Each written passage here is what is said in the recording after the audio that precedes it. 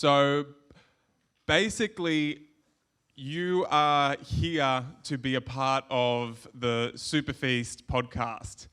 Basically, some of you might not even know that we have a podcast, but we do, and it's pretty rad.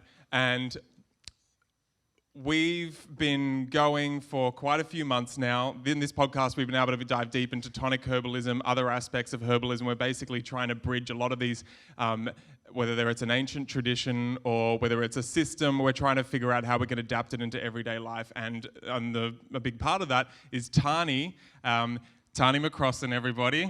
Hello. Yeah, come on, let's welcome her a little bit more. Tahnee's been doing what we've called or dubbed the Women series. So Tahnee's been talking to a lot of beautiful women and diving down the rabbit hole of women's health, whether it's been talking to sexologists, women's hormone specialists, naturopaths, doctors, did I say herbalists? I don't know, but it's been really beautiful. I mean, I've been learning a lot. Has anyone been listening to the Women's series on the SuperFeast podcast? Yeah, okay, we've got a few hands up. But what hasn't happened yet is, Tahnee's going to continue with that because I'm basically co-hosting with Tahnee now on the podcast. However, I didn't have a chance, because we're running the business and have a toddler and then just having a relationship when we're not talking about work and all those kinds of things. Tahnee and I didn't actually have an opportunity to sit down and tune in because Tahnee in her own right is an absolute force for diving down into women's health. Just by your own curiosity, Tahnee's got a really beautiful, curious nature. A couple of our friends, if something, they've learned how to kind of take everything with their little grain of salt and not swallow official stories and actually go down and do some investigation to find what's true for you and running, standing in your own sovereignty, to kind of put it a little bit more poetically and but practically going down the rabbit hole of a particular issue, whether it's herbalism or whether it's looking at hormone health and making sure that you find some real good, decent, valid information that you can run through your own filter and find an outcome that's going to be actually really relevant to your health. And so whenever we have several friends that whenever something comes up and they're like, oh, I just want to see how this fits in for me, or whether that's actually true, or how the best way that I can relate to that information, they call going down that rabbit hole chucking a Tahnee. She's really good at it, and it's great because it's not about Tahnee's bullshit radar really being on, and it's one thing I've learned about Tahnee's, it's not been skeptical or anything like that. It's just a natural curiosity that bubbles up, and so that natural curiosity is led to Tahnee's having what I find a very impressive amount of insight into women's health and her own health in general. And after all those conversations you've had with these women, I thought it would be really amazing for us to touch base. So I know it's kind of awkward because we work together and live together and do everything together, but welcome, Tahnee's. Hey. Hi, babe. Yeah, and also I'm super nervous because I'm not used to crowds, so please bear with me. I'll warm up a little bit. But yeah, Mace and I, we've been planning to do something like this for so long, where we'd get together and just mutually kind of jam out about all the stuff we've both learned over the last, for me it's been probably since I was about 16, starting to really work out what the hell's going on with this body and how it all works. And and Mace as well, having worked one-on-one with lots of women over the years, he's got a really incredible amount of information and wisdom to share. So when we sort of together conceived of this idea of a blend for women that is nourishing and kind of helps to just support and kind of care for the kind of internal space of the woman and also the spiritual mental space, this kind of seemed like a really natural fit and evolution to get together and kind of, we'll talk more broad strokes today than specifics of the herbs. We will talk a little bit about the blend and why it is what it is, but we wanted to give you guys kind of some context, I suppose, for how we view women's health and how SuperFeast sees nurturing that feminine aspect. And I do want to just be really politically correct and say we're going to talk about women and women's bodies, and I know some people don't identify with their bodies, and I really appreciate that, but the perspective I'm coming from is that, you've got boobs and a uterus and all this stuff, and it's really important to know how that stuff works. So irrespective of how you identify, I think it's pretty cool to start to connect with that power and the kind of incredible stuff that goes on in the body, and let the rest of that stuff go how it will. But yeah, so... Well, and yeah, thanks for bringing up the blend. I mean, it's interesting having a herbal company, and just, you know, when you're putting out something like, you know, like we like loosely call out, I'm not going to release the name to you guys yet. It's just called Women's Blend. But I was in California and my naming my blend block kind of like cracked one night, and I was like, Tons. She's like, what are you doing? She's like, I'm in the middle of making dinner and the toddler's like a bit of a mess. I was like, yeah, cool. Now, do you want to know what just happened to me? And it was the same with all the blends. You know, I've been woken her up at like 3 a.m. when we had a 3-month-old to be like, hey, Tons, I got the name for the brain blend. Anyway, it always happens like that. But it's an interesting thing, because if we're going to be offering a women's blend, and we're going to be continuing to offer like real nice juicy information about how to relate to tonic herbalism, rather than just having this ambiguous women's blend that ambiguously helps women sort out women's issues. That's a really irresponsible way to go about herbalism. But tonic herbalism fits into this personal culture, this personal practice about ensuring that our organs, our endocrine system stays really nice and healthy. And so in order to feel responsible in offering blends which have nice general intents, we feel we need to continue to like have events like this where we talk about the broader nature and where herbalism sits in. You dig? Cool.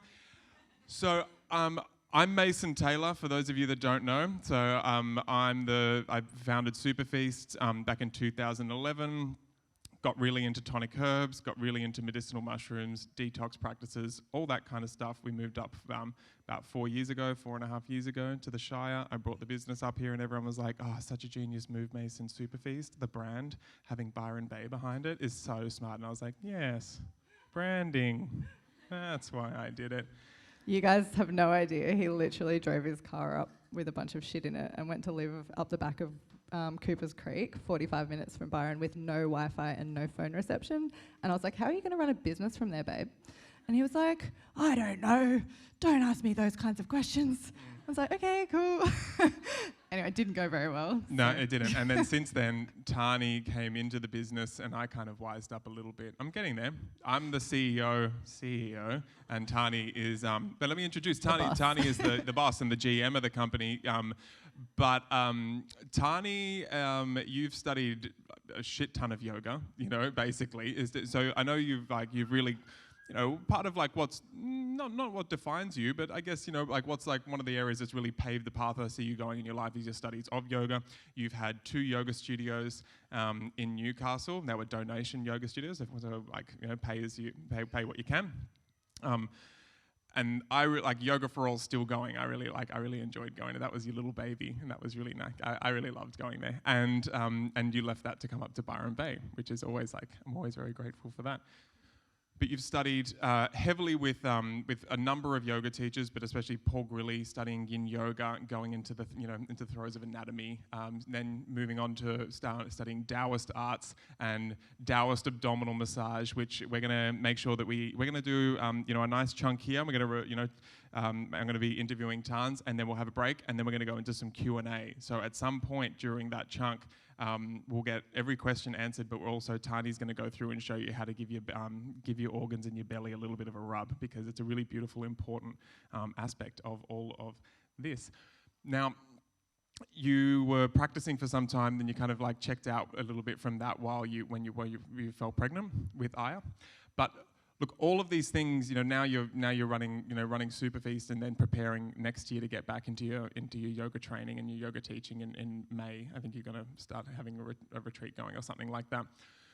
Now, besides the obvious, you know, what has been this, like, in the last couple of years, something's really projected you into the area of women's health. You know, like what's like, and I know there's the obvious thing, you've always had an interest in your own body and keeping it really healthy, but what's like projected you, like, you know, that's just taken it up to that next level, make you dive down that rabbit hole?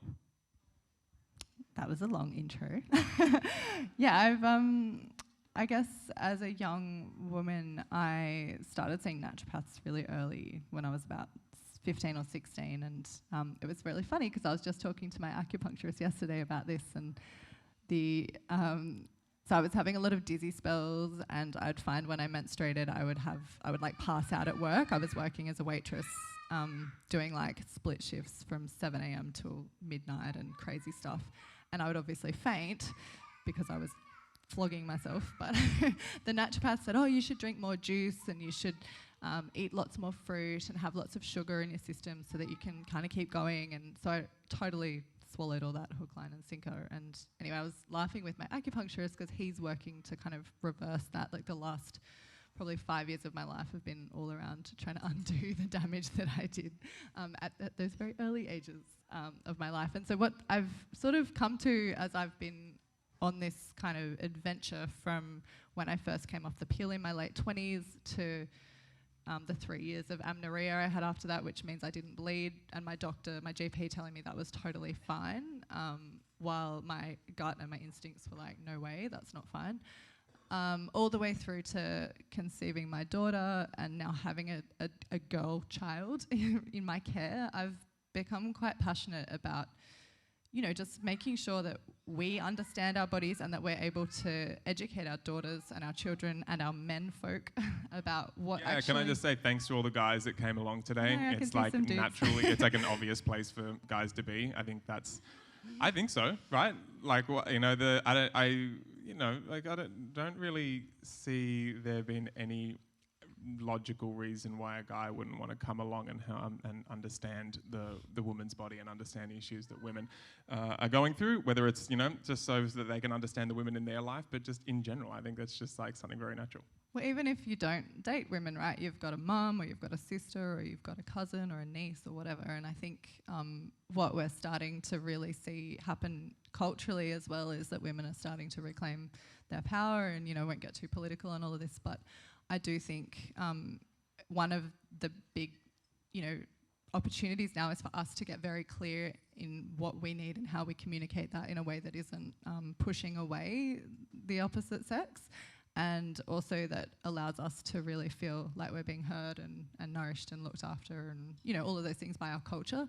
So for me, this is partly a philosophical, you know, exploration as well as a kind of practical one because I think, you know, what I've really seen is that we can kind of talk the talk and push back and rage against the machine, but the best thing we can do is just fucking live like how we want to live. And I think what we have the power to do in this area, especially with such a supportive community, is start to, you know, really be a place where change is actually enacted and lived, and we don't even have to necessarily talk about it. We can just be the example. You know, don't want to be too Gandhi, but that's kind of, you know, what I really tend to sit in is like, there's no point complaining, I just have to do the things. So when the doctor didn't give me the care that I needed, I went to a naturopath, and when she couldn't give me the care I needed, I went to an acupuncturist. And as I learned more about Chinese medicine, I started to see a Chinese doctor who did herbs. And then as I was taking those herbs, I was feeling that there was still something missing, and I met Mace, you know. And so there's this kind of responsibility, I suppose, which is really one of the foundational, I guess, kind of concepts that we build SuperFeast upon, is this idea of sovereignty, right? That you are responsible for your own health and your own well-being, and that you can take advice from lots of different people and take lots of ideas, and you have to weave them together into the fabric of your kind of, you know, daily culture, as Mace likes to call it, your health culture, your family culture. So that's something that, you know, that's a big thing to start with, I suppose. But to me, it's like, it's foundational. You have to start there.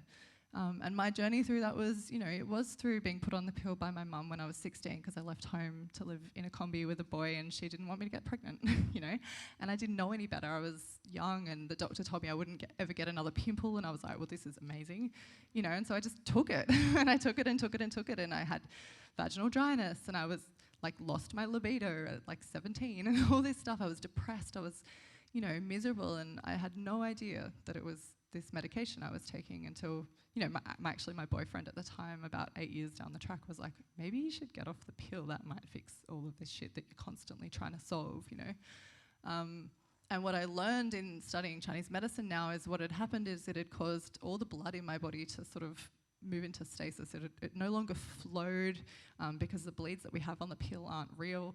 They're just created by a chemical kind of obstruction, you know, so you take the chemical out, the body releases some blood, but it's not this natural kind of process of bleeding that happens.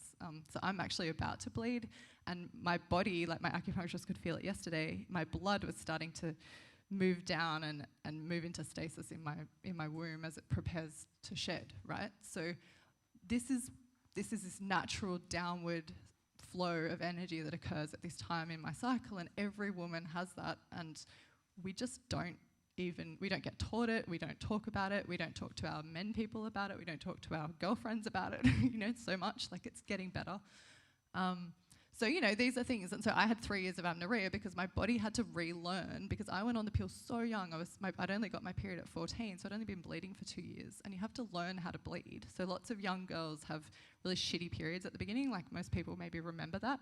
They were sort of a bit abnormal. They might have had some period pain or whatever. And from a Chinese medicine perspective, you would want to look at nourishing that young girl through that process, because that's an opportunity, these changes in our lives when we first get menarche, when we have babies, when we go through menopause. You can either take them as these like curses, which is a very biblical interpretation, or you could look at it as an opportunity to actually improve your health, because if you start shedding blood, that's an opportunity to shed and let go. So you could work on some gentle cleansing, you could work on taking some herbs, and that would help to move any toxicity that had built up out with this new blood, start to train the body, teach the chi to move. This is all beautiful stuff that our culture just doesn't even, whose doctor ever talked to them about that? Nobody's, So unless you're really lucky to have a mum or a alternative kind of care provider who can sort of give you this insight, I think so much of this wisdom isn't being brought forward. And even if you look culturally sort of all around the world, even if this was ancient wisdom, it got lost as we kind of industrialized, because a lot of people started to see menstruation as dirty and bad, and as kind of this, women needed to be locked away, all that kind of stuff. And there's definitely a place for coming away to retreat and to kind of internalize and to process emotion and all of these things, for sure, but that needs to be the choice the woman makes, not a cultural thing, that, in my opinion. So anyway, back to the question. I think once I had my daughter, I saw that my health, I had an amazing birth. Mace was there.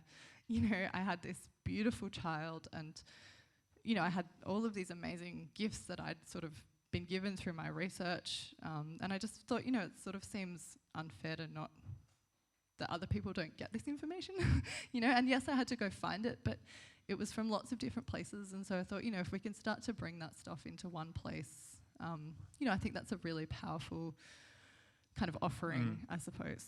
So there's a couple of things you kind of like hit on then. One of that, like that, be the change. There's something there that you like, I know that's like a real broad statement, but as someone, I'm kind of someone, I don't know if you got anyone out there that's like real low hanging fruit, and I like drink the Kool-Aid really quickly and going like that's the way, in the beginning I've kind of built up a little bit of a resilience to it nowadays, but it's something that I like about your approach, and it's something that you aren't, I think that's like why I'm enjoying learning from you, and a lot of people, in talking to a lot of women and commenting why they love talking to you so much, what I can like when I sift through it, you're not seeking some like resolution or complete like ultimate understanding. You've got that, is it fair to say you've just got like not an unsatiable curiosity, because it's not curiosity for the sake of curiosity, but you've got like, is a curiosity something that drives you to just continue to learn, stay humble, embody the information, and therefore, I don't know if this happens to many women, but in my instance, I would get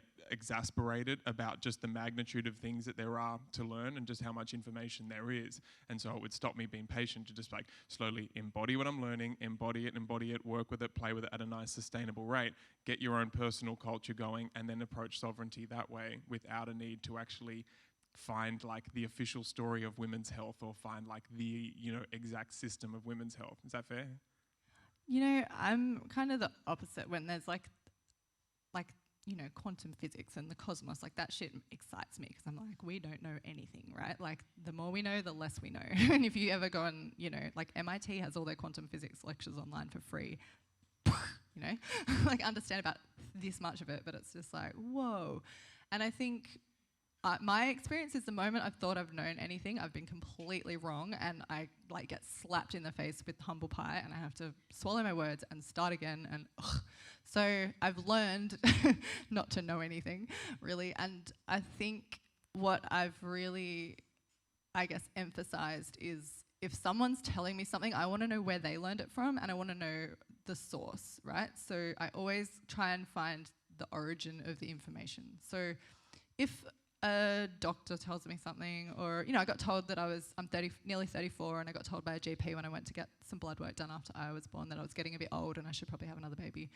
I was like, where did you get that information from? And she was like, oh, it's just, eggs are aging. And I'm like, but I don't think that's, the way I feel in my body and whatever, And so her and I kind of had this back and forth and didn't really go anywhere. But I didn't take that information on. It's not something that I'm concerned about, because I just feel like, what I've done in my life and where I'm at, I'm not worried. 35 does not feel like a milestone I need to concern myself with, But whereas, if I go back and read like the Neijing or like, some of these, like the Vedas, like these really ancient texts, if you start to look at this stuff that your yoga teacher spouts, like where did they get that from? And is it from Tony Robbins or is it from the Vedas? Because I'd prefer the Vedas version, than the Tony Robbins version. And I just kind of constantly try and look for where the root of that came from, because a lot of it's ideology, a lot of it's belief, it's not actually information. And I think one thing that's really easy to fall into is to get stuck in a belief system which kind of traps you. It doesn't really allow you to be free for new information to come in and change your course. So, if maybe one day I won't think any of this stuff. I don't know, but for now, like, this to me like is replicable. When I apply it to my life improves. So that's like a scientific inquiry, right? Like if you keep doing it and it gets better, that's good. And if you keep doing it and you're not getting the results you're looking for, try something else. And that's something I get a lot with women, where they're like, especially with diet stuff, I've been doing keto, I've been doing the vegan thing, and I felt really good for a period of time, and now I don't feel great. It's like, well, that to me is a sign that it's time to change, because it's not working for you anymore. And they kind of can't, it takes a little while for people to get that, something can work for a little while but not necessarily forever, and that's okay. And so I think we have to remember that at different phases of our lives, we're different. We've all got cycles. If you start to pay attention to how you feel at different stages of your cycle, you'll feel different. It's a kind of a running joke at SuperFeast. Whenever the full moon kicks, or Mercury kicks into retrograde, we all go nuts. But these are acknowledged kind of things. When you watch animals, like there's always more energy around. Like the cockies the other day when the rain was coming, like all the black cockies, rah, rah, all around our house. And it's like, it's going to rain, let's clear the deck because everything's going to get wet. And sure enough, that afternoon it rains, right? So when we start to tune in, like our friend Tanya, she sits on her deck and she goes, oh, feel that? Oh, the rain's coming. And she literally will start to... oh, yeah. Hear that? Sun just breathed out. Sun's gone. And it's like all cloudy. Yeah. And, we'd be like, oh, no, can't hear that. But, like there's... I think because... I think I was raised on like a 10-acre property with like my parents built a house. We lived in a caravan for 4 years and blah, blah, blah. We didn't have a TV. We didn't really have much to do. So we really spent a lot of time in the bush getting like weird fungal things and, leeches and ticks and you name it. Like I was in hospital for a tick for 10 years, when I was 10 for 5 days. Stuff like that. So, I think for me, there's definitely been some kind of training in being comfortable with nature's rhythms because of that. But I don't know. I just think we need to, as a culture, sort of start to be a bit more respectful that, and again, we could talk patriarchy, we could talk all sorts of things, but this linear idea of things always being the same, to me, especially for women, needs to shift pretty drastically. I mean, that's something I love. One of your teachers, you're not giving me the middle finger on purpose, are you? No, I'm joking. One of the things I absolutely love about one of your teachers, Paul Grilly, like Tahnee is like one of the things like you don't realize is like the core things of what Tahnee is. She's an anatomy nerd, and one of the I think Paul Grilly's your major teacher. Would you say? Like, yeah, he is like so against ambiguity in any way. I think that's like something. No, opposite. He wants ambiguity. He is like, his line is every philosophy is incomplete. Yeah. And every idea is wrong in some context, right? So like you can disprove. It's kind of like now with science, like this is a law, and it's like, well, it's only a law until it's not a law. And a lot of the time, gravity so far we haven't disproven, but there's lots of, gravity's still a theory. Like a lot of these things are kind of accepted ideas, like ontological, ideas that we've had to accept to kind of stay alive day to day. You know, it's like, okay, yep, if I take a step, the floor's going to be there.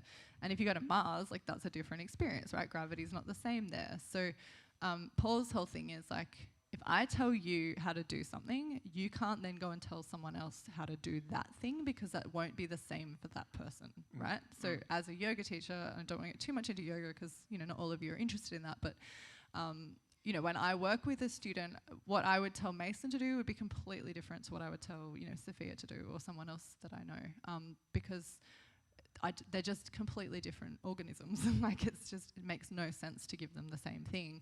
So you see a lot of systems of yoga promote that, oh, you have to do this every day or that every day or the same every day. And my personal opinion is that's detrimental over time because, you know, that's not what bodies are designed to do. Bodies are designed to do different things every day.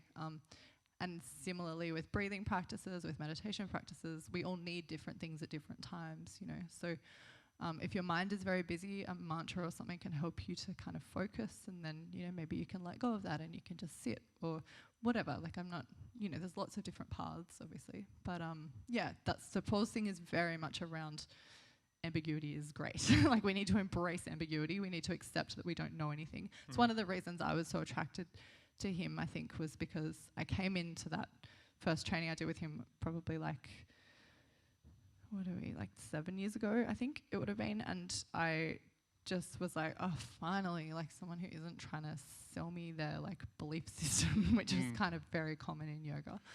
And someone who's interested in training me to think, because that's what he does. He trains you to see the body and he trains you to think. And so, yeah. Well, I feel like that's what I mean. Like, you know, if someone tells you to do something and you go, right, because you told me to do it, I'm going to do it for ambiguous reasons, rather than doing that, just like cutting through it.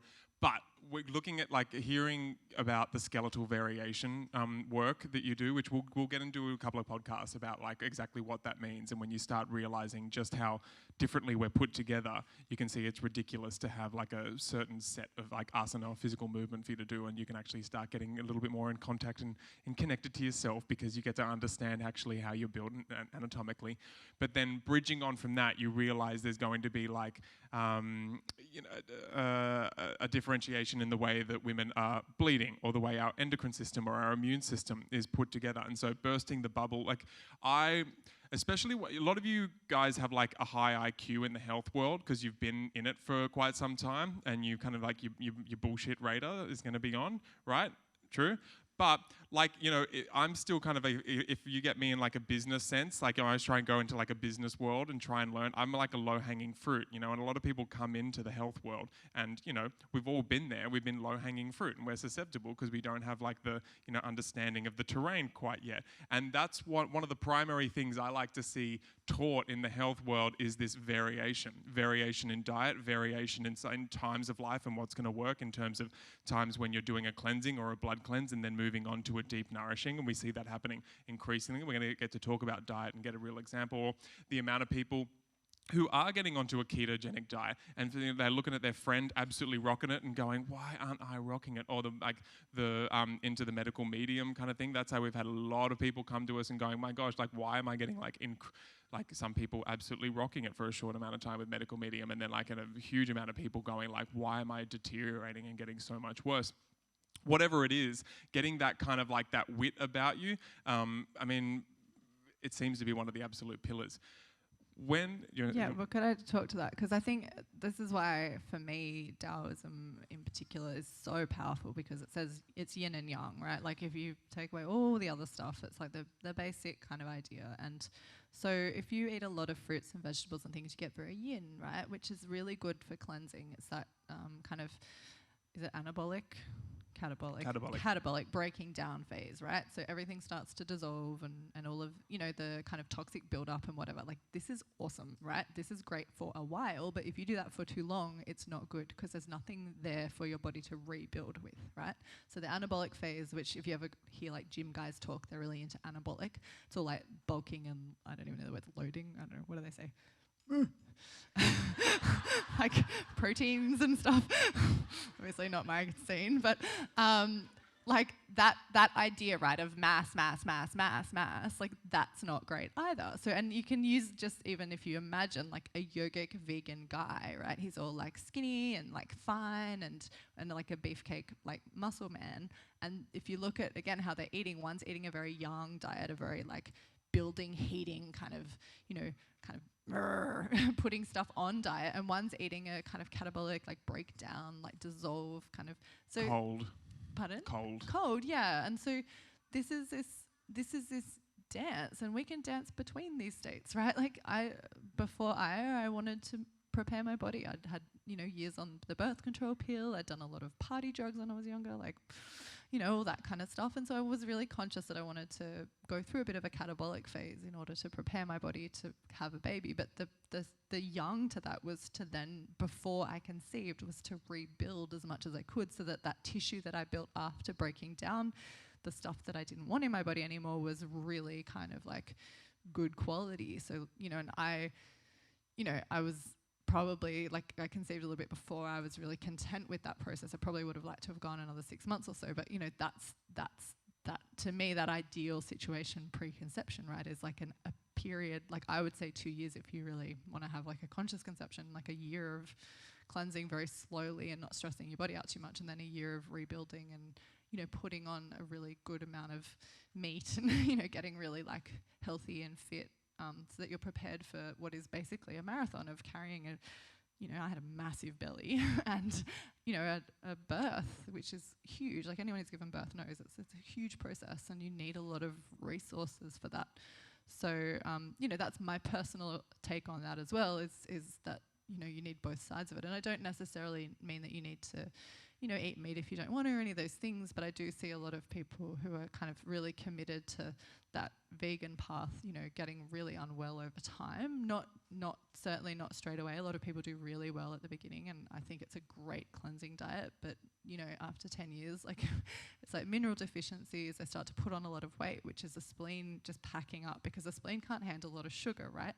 And so when we eat a lot of fruit, a lot of grains, all of these things, we start to destroy our main digestive organ. And in Chinese medicine, the spleen is responsible for taking what's called nutritive qi, which is basically like the goodness from the food that you eat, and putting it into the blood. And so what will happen is the liver will start to get stressed as well, because the liver's not receiving the nutritive qi that it needs, and it will start to rebel. And so you'll get sometimes menstrual disorders, you'll get headaches or tension or that kind of thing, and it's effectively a blood deficiency. It's one side of it. The other side of it is if we don't have enough fluids, which would be more to do with kidneys and stress, right? So and these are really common patterns that I get asked about all the time. And again, it would be this is where like someone might go on a paleo diet and they'd be like, oh my God, I feel amazing. And it's like, yeah, it's because you've cut out all the sweet stuff and it's actually really nourishing your spleen, right? And so, but if you do that for too long, it's not going to work. So again, it's like, and this is why this is middle path, right? You study any ancient tradition and it always comes back to the middle road. And we don't like to hear that because it's not sexy. It's not like, you can't gram that. You can't kind of build an ideology around it. It's like, oh, sometimes it's good and sometimes it's not, like nobody wants to hear that. So, but that's really, as I've gotten older and kind of wiser, I've really learned that that's the truth. Like, it's got to be a bit of both. It's got to be like the yin and the yang. It's got to be, those rest periods and those go periods, But if you don't have both, you're going to end up in trouble health-wise at some point. So, yeah, I think it's one of the reasons we can get along is because, I was someone that I went pretty far down the raw food route. I mean, I was not a vegan. I never identified with being a vegan necessarily, but I was veggie for many years. You were veggie since you were 14, up until just before we conceived.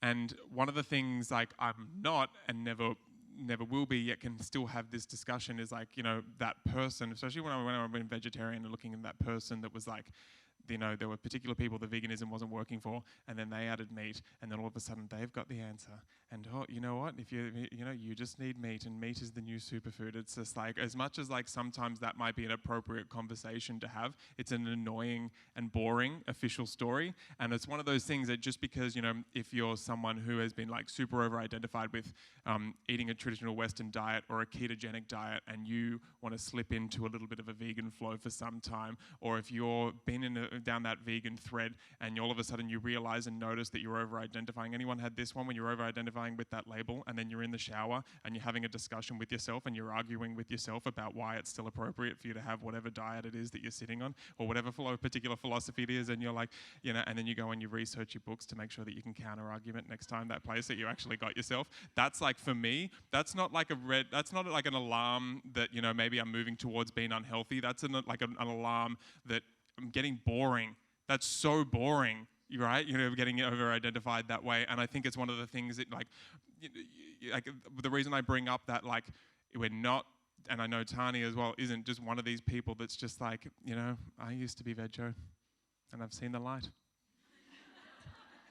And it's dripping red. There are some people that it's an excellent diet for. If you run really hot, for example, if you have a lot of heat in your body naturally, a cooling diet. This is the thing. I'm a naturally cold person, so for me it's not great. And again, this is like different constitutions. Like if for example, my spleen gets cold like straight away, so raw food has never worked for me. So I've never really even been interested in that, because literally the first thing that happens is I get bloated and I feel like shit, and I just walk around like with this pregnant belly, and I'm like, ugh.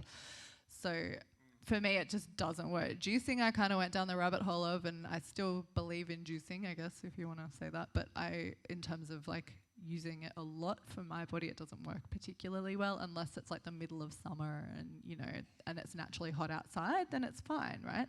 So that's, for me, my journey with it, but it had to come through me understanding my own constitution and my own kind of weaknesses and my own strengths. So, I have a lot of jing, a lot of resilience in that regard. Like, I'm really lucky. I know people that don't. So I think these are things we need to be really aware of, is that if someone's trying to tell you that there's one way, like, I'd probably run away because they're lying. And if someone's trying to tell you that they channeled something and it's right for you, like, again, that to me is like the ultimate in giving your power away to somebody else or something else. And I personally find that really repulsive. I think it's like a really dangerous kind of way to go, because it starts to get into, you see it a lot in the spiritual communities, right? People go and give their power and their money and their worldly possessions away to some guru, and if you've got Netflix, you know how that turns out, right? So it's not great.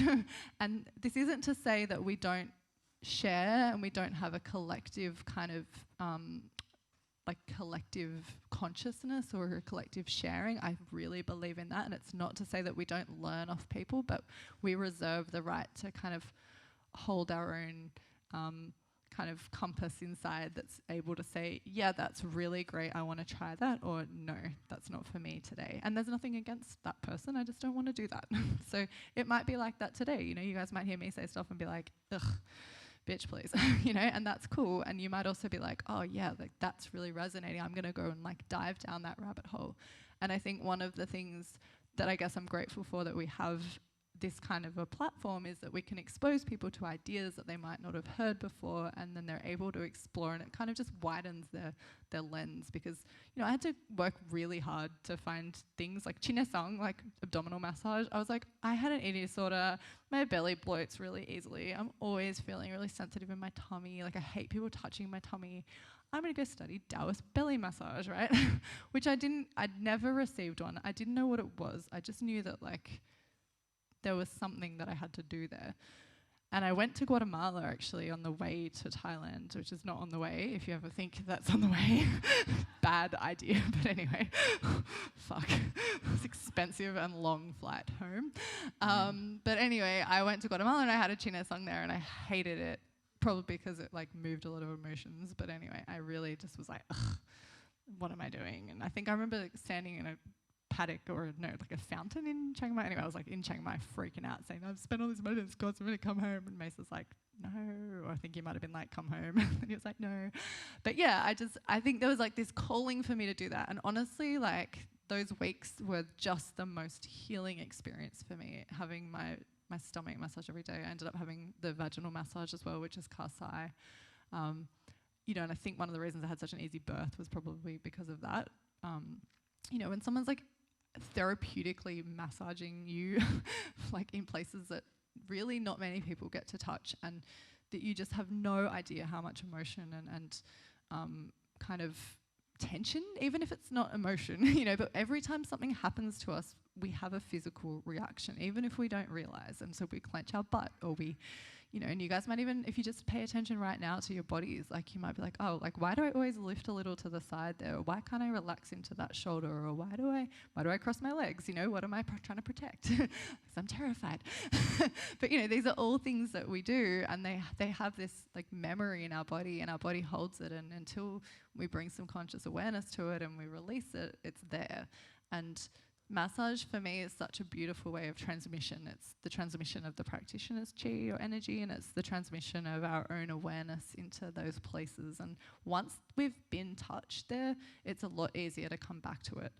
So this is a massive part of when I teach. I'm very touchy, but I don't assist so much as I touch people and I breathe with them, and I try and encourage them to start to move their awareness into the parts of themselves that are not receiving the breath. You'll see it if you ever watch someone, parts of them won't breathe. And if you imagine we're like a balloon, we should really like when we breathe, and a lot of people don't, and so you can start to feel that. And same with the body, like when you touch someone's organs and they're rigid, it's like, okay, there's something there that they're not processing, or and again, it's not about you being like, oh, you've got a blocked emotion there, you just got to work on that. It's just about this ability to be present for someone and hold space for them, and use your touch to kind of move that. So we can do that for ourselves, and that's a really big part of China Sung. So we'll talk about that at the end, how to do that. It's a bit hard to understand on a podcast, but I'll show you guys. And this daily connection with our physiology is so important. And again, these aren't things we're encouraged to do, right? We're not really encouraged to touch ourselves. We're not encouraged to explore our bodies. And a lot of people get shamed around, even like, obviously like around touching their genitals and stuff, but just a lot of the time we're just not encouraged to be physical. We get pushed away if we try and hug too much. Like it's something I'm trying to be really aware of with my daughter, is like, not discouraging touch because I just think it's such an important way for us to learn to self-regulate and to become self-aware. So well, since we're on China Sung, let's stay here. let's just stay here. So for a lot of people, if you haven't gone down that route, I mean, obviously you're aware of like tonic herbalism being a style of herbalism which isn't really like necessarily needing to be a remedy for something that's wrong, rather a procurement for what's there, an intention, long term, blah blah blah. I'm sure you've all heard me talk about that before. But the same on China Sung. Like 4 or 5 days a week with 4 or 5 people a day. It was pretty intense. And yeah, I had a lot of women come, especially because they were really craving therapeutic touch that wasn't sexual. And I think that's a really big thing for women sometimes, is just to be, just explored in a way that isn't like someone's trying to take something from me or wants an outcome out of this. So I would work a lot with women that had had abortions, miscarriages, sexual trauma as well was a pretty common theme, as well as just general kind of health stuff, digestive issues, and yeah, so we can have different things happen in our body that are energetic, as opposed to, and I personally believe that we're like multidimensional beings, physical, energetic, and idea-based. So, and this is from the yogic teachings, but if you consider that like what we can perceive on the physical plane is great, that's there, that's our kind of tangible 3D reality, but then there's this idea of energy kind of, and this experience of us being in the astral plane, right? So this is kind of where a lot of the healing work that I do, and where the tonics work on as well. They work a lot on our energy, and yoga does as well. And then the ideas is what we were talking about earlier about who we think we are. And this is a really fundamental one, because this idea of who we think we are really informs like how we show up in our lives. And day to day, this kind of subconscious will drive us. And it's something that I see a lot with people I work with, that they have an idea of, you know, I had a miscarriage, I can't carry a healthy baby. Like, this is an idea or belief that they've chosen to internalize.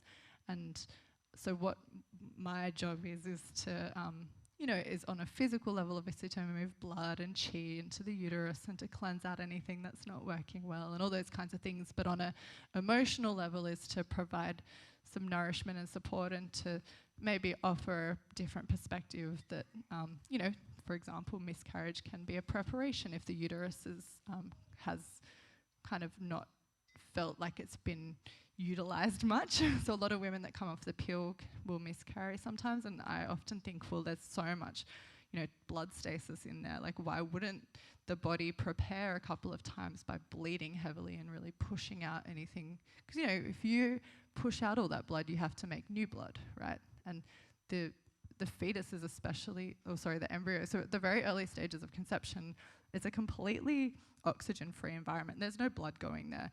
There's the embryo is actually fed by serum through the uterine walls, and this kind of blood thing comes in later, and if the blood isn't good quality, it doesn't nourish the developing baby, and that to me makes a lot of sense because that kicks in around 11 or 12 weeks, and a lot of people miscarry around that time, right?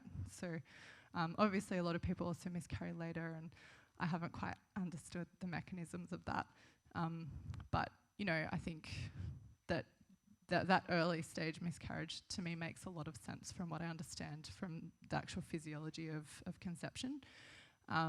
So, you know, it's like, okay, well, this is an opportunity now to get really well and to really nourish your body and prepare, and it's that idea of the anabolic stage again, right? So Chinesang, you know, we work a lot on the emotions and the psychological kind of aspect of being, because it's integral, you can't take it away. And in Chinese medicine, every organ has an emotion, has a kind of correlation to a particular kind of type of thinking or behavior. And so, you know, when we're talking a lot about the spleen before and digestion and things, it's this ability to assimilate and transport nutrients, but that's also a lot to do with the mothering energy and people that give too much and people that care too much. So you'll tend to see a lot of, you know, vegetarians are people that are also really passionate about social justice and, you know, the environment and politics and all these things because they care, you know, and so that's really awesome.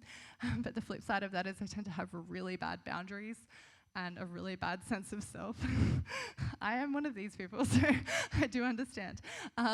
You know, and then like a liver person is like a go, doesn't give a shit about anybody else kind of a thing, you know, like they're really like intense, high power, full energy. But the flip side of that is they'll be very ragey and kind of like, you know, a little bit difficult to be around sometimes and very opinionated and, you know, so like a very good friend of ours is like that, and when I'm around her, sometimes I have to be really strong because I have poor boundaries and she's very like pushy, so I have to remember to like center myself. You know, so there's lots of different ways in which this organ kind of pathology can show up. So it can show up as a physical problem in the organ, but it can also show up in our behavior and how we relate to life. And blood is such a fundamental part, obviously, of the uterus, so that's really a lot to do with the kidneys, the liver and the spleen. So that's why digestion and food is so important to having a healthy menstrual period. And so, you know, if you ever go and work with a naturopath, they'll look at your gut health and stuff, and it's obviously hugely important. But then it's also understanding, for me, the energetics of that. So the whole point of the spleen is that it cooks everything, right? It's the body, like Susan Weed is really adamant about this when I was talking to her outside of the interview, and she was like, oh, raw food. Because the body actually cooks everything, even if you eat it raw. So the Chinese way is that you should eat it cooked because then your body doesn't have to work as hard. And they're very much around like, you know, yeah, once upon a time we would have all eaten raw bamboo shoots or whatever, but we've been so far removed from that time that we haven't evolved to do that anymore. Like we've evolved to eat cooked food. And there's some really interesting books on how we've evolved with fire and that's meant for our brains and all of these things. And so, you know, I don't know for sure, but I've definitely experienced in my body with my daughter, with Mace, like when we eat more cooked food, we do all two tend to do better. Which is not to say you don't have any raw food, but it's like just being really mindful that if you dump cold constantly on a fire, it's going to go out. And this is an Ayurvedic idea as well of Agni. So if anyone studied Ayurveda, they'd know that that's a really important one. So a lot of the time, if you're having digestive issues, it's heating things up. So using ginger, using spices. And so that's why a lot of the, you know, the Indian cuisine has so many spices because they're eating so much yin food. They're eating like beans and rice and stuff. And that's very cooling on the body. Like mung beans are one of the most cooling foods you can have. So you warm that up, right? So this is like the real wisdom of these cultures. That's kind of, we don't necessarily think about it, we just like enjoy curry, but that's what's happening on the background. So a lot of, when you do Qigong, you can feel that people's spleens will be really painful to touch. They'll have like a lot of pain along here, which can also be related to the liver. You know, the liver's obviously over here. We'll do a little organ adventure soon. But yeah. Well, so let's just do that now. And can you explain it? Like, I'll hold. I can try. I'm just not sure the people at home. That's okay. We'll describe it as we go along for the people at home, and I can hold your microphone for you if you want to stand up. Yeah, or you can massage and you massage and describe at the same time, and then I'll point out if there's anywhere like actually like for anyone listening at home where they need to be like looking orientated. Like, yeah. Liver. Okay. If you're sitting on your chair, come forward a little bit, just so that you can kind of roll your pelvis around. Do you want me to hold your mic, or are you fine? I think I need two hands. Yeah. My mic stand. So we'll start with our spleen, seeing as we've been talking about it. So the spleen is actually kind of behind your back ribs. It's pretty hard to get to from the front. But if you make the left rib? The left ribs, yeah. If you make a little scoop with your fingers, stick your fingers as far under your bottom ribs as you can. You might not be able to get very far. And then try and push back. Some of you might be able to feel it. It takes a little while to learn to feel the spleen, but that's the spleen. This is quite often where I joke, like sometimes for those of you that haven't touched your spleen in a while, your spleen will be like, be gentle with me, and you really should be. Be gentle with your spleen. So spleen in Western medicine as well is a part of the immune system, and in Chinese medicine too. But it used to be that like if you got rid of your spleen, everyone was like, you'll be fine. But now they're a bit more like, oh, maybe you need that. So so in Chinese medicine, it's like the mother of blood. It's where the idea of blood comes from and the nutrition for blood, and then that goes down to the kidneys, which again you can't really feel without like going through your guts, which we won't be able to do because none of you will be relaxed enough. But your kidneys are kind of back here-ish underneath your ribs. They're outside of the main fascial sac. So this is really cool because in Chinese medicine there's this thing called the triple burner, and they were always like, there's no such thing as the triple burner. Those crazy Chinese people. And then in the 90s everyone started being like, oh, fascia's really cool, look at fascia, wow, wow, wow. And they discovered that there's actually these 3 bags in the abdominal cavity that actually directly correlate to the triple burner. Aren't the Chinese people amazing? They're so clever. They discovered this thousands of years ago before we had anatomy. So they've got in the upper part of it the pleural cavity. They've got the heart, the lungs. Then they've got the digestive one. Then they've got the kidneys. And the kidneys are actually outside of the digestive one. They're hanging out with the bladder and the uterus and everything. And so in Chinese medicine, Jing, this idea of kidney essence, is integral to like our ability to conceive, to have healthy menstruation, to have healthy sperm, all of this stuff.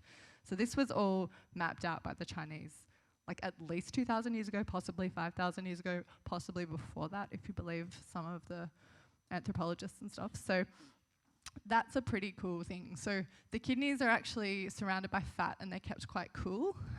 You're not really meant to get hot kidneys, that's not great. And yeah, so they're kind of hanging outside of the digestive system. Over on this side, on the right side, so if you could be my mic stand. Again, make a scoop, maybe a 2-handed scoop. And the liver's always a bit tough for people, but try and go right under there and push up. You should feel something really firm and kind of like meaty. Can you feel that? Yeah, that's your liver. Your liver's actually really up here, like underneath your breast. So the top of the liver's around your nipple line-ish. On the right side? On your right side, yep. And then kind of all the way down here. Massive organ, really cool. Like, go have a Google if you've never seen a liver. And then the gallbladder's kind of, if you find like your sternal notch and go down a little bit, your gallbladder's kind of in there. Again, pretty hard to feel because it's a sac. And if you don't know what gallbladder does, the liver produces bile, the gallbladder holds the bile. The bile gets released to digest. So you'll often see people say, oh, I had to get my gallbladder out. And this is, again, in Chinese medicine would be a lot to do with emotional stuff, with energy blockages to this part of the body. Like, we all sit like this all day. So again, in Chinese medicine, this is like not great because we're compressing our transverse colon, we're compressing our liver and our digestive system. So as much as you can, just, obviously remember to move. We will go back this way and do the stomach. So the stomach is, again, if you kind of start at the sternal notch and come down and push right in on the left side, you'll feel the stomach under there. Again, depending on how recently you ate will be how comfortable that is. And if you could hold that. The colon, so this is also, what else do people call it? The bowel.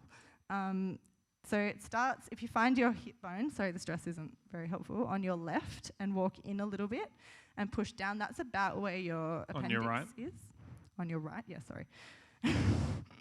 And then if you come up all the way along that right side there, and then underneath, so the liver rests on the colon. This is really important for detoxification. If your bowel is not functioning well, you will not be pushing blood-borne toxins out, right? They're going to go back in because the liver just cleans and moves blood around. So the toxins ideally seep down and get pushed out, otherwise back into the bloodstream.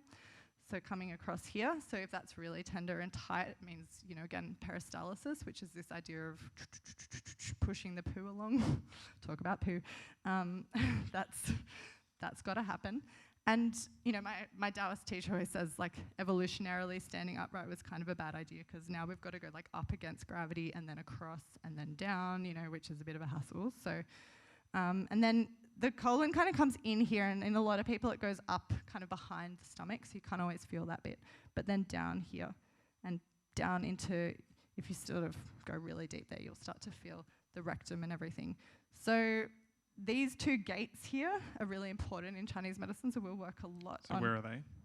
So basically, if you just think inside each of your hip creases, just to be, so your hip bones. Two valves, doorways. Two valves, yeah, like spirit gates they're called. So we'll work a lot on those in Qinesheng. And then I guess while I'm upright, if you're a guy, your bladder is kind of, if you find your pubic bone and just hook up, your bladder's there. Girls, your bladder's there, but then your uterus is like a little bit on top of that. So that's why if you've ever been pregnant, your bladder's getting smushed the whole time. So depending on where you're at in your cycle, your uterus will either be very large and you can feel it, like when you're about to bleed or bleeding. After that, it can be quite small and difficult to find. And if you want to find your ovaries and stuff, again, I'll usually use the woman's hand and I'll place, it's hard to do on yourself, but I'll place her hand there and spread her fingers, so at my pubic bone, for those playing along at home. And usually where the two fingers hit is where the uterus is. So you put the base of the hand at the pubic bone and then you'll open the fingers up. I'll just kind of rest the hand. I just can't, Mason's a lady today. So just kind of like that. May Sailor Moon returns. That's where Mason's ovaries would be if he had them. So then the small intestine is this mudgy bit around your belly. So we usually just spend a lot of time kind of just smushing that and making it really soft. And in and around the belly button there? Well, no, in and around the belly button's like another special spiritual spot. So that's a lot to do with the nutrition we received from our mothers in utero. So a lot of people will cry when you touch their belly buttons. And and if you go really deep into that, you can feel like these nerve plexuses that are like from around the spine. So again, this is like advanced. You probably won't do that at home, but if you are ever massaging yourself with a really empty tummy and you can feel into your spine and stuff, that's fine. Just feel in for any, you might feel like little nerve tangles which feel like a little lump, like a little kind of tough lump, and as you rub it, they'll start to dissolve and you might feel that nervy kind of tingle. So that's really common as well around the navel. I get a lot of oil and go really deep into the belly button, usually when I work on people, so you can do that on yourself if you're brave. You'll never massage yourself as hard as anyone else will massage you, so it's usually quite safe just to have an explore. And then, to do the heart and lungs, we usually just rub in between the ribs, so you can do that on yourself as well with some oil and just get right into there, and it will hurt. And I guess while we're here, that's a really good opportunity to do breast massage if you're a woman. So again, this is a really ancient Taoist technique for conserving Jing. Have you guys all heard about like semen retention for guys, and it preserves their life force? So this is the same for women. So the two main ways we lose our essence is through bleeding with our menstruation and bleeding when we give birth, right? And anyone who's given birth, there's a lot of blood. So basically, what we want to do is you can do both clockwise and counterclockwise. It really depends on, there's energetic variations that, but I just go with whatever feels appropriate for you at the time. I usually just go clockwise, and you want to do that around 50 times, so you can kind of do that in the shower with some oil or in the bath or, wherever you're hanging out. It's nice to do in the sun if you have a yard where you can be nude. And I think it's really important not to use a cold oil like coconut oil. I always use a warm or a more neutral oil. So I'll often use sweet almond or sesame. I use a lot of Ayurvedic oils because they're very warming. So that you can get a black sesame, toasted sesame oil by Ayurveda, who are a local company, do a really nice one, which I think you can get at most of the shops around here, like Santos and stuff. But yeah, so you want to do that. And what that does, this is super interesting. So basically, when you're breastfeeding and you don't menstruate, right? It's this constant stimulation of the breast. It causes the blood to actually stay up here instead of drop down. So when we menstruate, the body goes through this cycle, and the Taoists describe it as a pearl forms between the breasts, and if we don't conceive, the pearl drops and we bleed. And this is quite similar to what happens with men as well, but similar but different, obviously. So when we maintain that stimulation of the breast tissue, it holds the blood up there. So a lot of women report that their boobs get bigger too, which is a side bonus, but or maybe a big bonus. But yeah, what it does is it kind of holds the blood and the chi up here. So it means that your menstruation will get lighter. So if you're someone who has really heavy periods, it can be one way to manage that. But I do think you should every few months have a break from that. So the ancient text said every 100 days. But again, it depends on your intentions and what you're doing. If you're doing it because you have really heavy periods, you might want to keep going a little bit longer. But if you hold that energy and that blood too long, it could cause stagnation and stasis. So we wouldn't want to do that. So it's a really common and simple technique that can be done, and it's quite quick to work. It's just you do need to do it for 50 rounds per breast because it takes a little while to really get that stimulation happening. So that's kind of some of the basic stuff. Did I miss anything? No, I don't think so. I think we're kind of like, we can just follow this thread. You've talked a bit about menstruation. You kind of started to dig in there, and I feel like we have to go into that just a little bit more as when we branch into like some of the other like major women's issues, because I know like you're getting a lot of people reaching out to you constantly, especially a lot of women and a lot of young women with various issues that they're having. Now, if we're off the back of the Chinasung abdominal massage, that's something. Hopefully, if you're listening to the podcast, we'll have a video. If you go to the show notes, you can like click on, and everyone here can go and get a little bit of a repeater. And Tans will get a picture that can maybe show your anatomy a little bit. I was going to do a video. I've been meaning to do it for ages because I get asked all the time. So I might. If you want to film it or something, I'll do one on my belly, and you guys can see how I would do a self-massage, because it's something that I think is a really helpful tool. And you'll start to feel, I guess this kind of segues into menstruation, because I had this amazing interview with this woman, Lara Owen, whose our connection didn't work and it didn't record. Devastating. But she is a Chinese doctor who also is now doing research for how businesses can integrate a kind of awareness of menstrual cycles into their daily kind of operations. And it was just such an inspiring conversation. And she's probably in her 60s now, I reckon. Like, she's definitely not menstruating anymore. And we were talking a lot about how each period is so different, like each cycle is so different, and so while there are themes, it's not necessarily fair to like lump every woman into like, oh, before you bleed you might just want to like go and hibernate in a cave, because some women feel really like outgoing when that happens, right? They're like, I'm bleeding and I feel fucking great and I want to go and and that's true of that woman. It's not right or wrong. And so her work is a lot around like what are the generalities. And so she sort of said that most of the research that they saw was like women didn't want to be like front of house when they were bleeding. They wanted to kind of be more in an observing position like most of the time, and they didn't want to be necessarily kind of responsible for much. You know, like they might still be kind of wanting to kind of engage with the world, but they didn't want to be that main kind of front of house force, I suppose. And so this business that they were studying were rotating their reception staff with so the women that weren't bleeding would go and serve, and the women that were would be out the back doing other work. And so just stuff like that, which I find is just such a really like positive and beautiful way to start to acknowledge this stuff and let it be a very personal thing. So, you know, that if women wanted to stay in that other role, they could, but a lot of the women chose to do it, and they found that, you know, all the markers for employee happiness and all that stuff were much higher. And one of the other things Lara spoke about, which I really loved, was how she noticed in her work was that women who'd had a very emotional month would have a much more kind of traumatic bleed, or a more like difficult bleed. And if they hadn't had space or time to process what had happened to them that month. And there's this really beautiful story. I don't honestly know the tradition it's from, but it's always stayed with me, where it's a creation sort of story, and it was like man and woman were created, and the woman's kind of responsibility was empathy and like to be present for the family and to nourish and to care for everyone else. And she had no release because it was just constant. And so they spoke to the ocean, and the ocean said, well, you can come anytime, but some of you don't live near me, so I'm going to talk to the moon. And the moon and the ocean made a deal, and they gave women the menstruation to let them flow every month and cleanse themselves, and to basically be renewed, I suppose, for their next month. Which I love that idea of it being an opportunity to let go of the shit from that month and just move on, you know?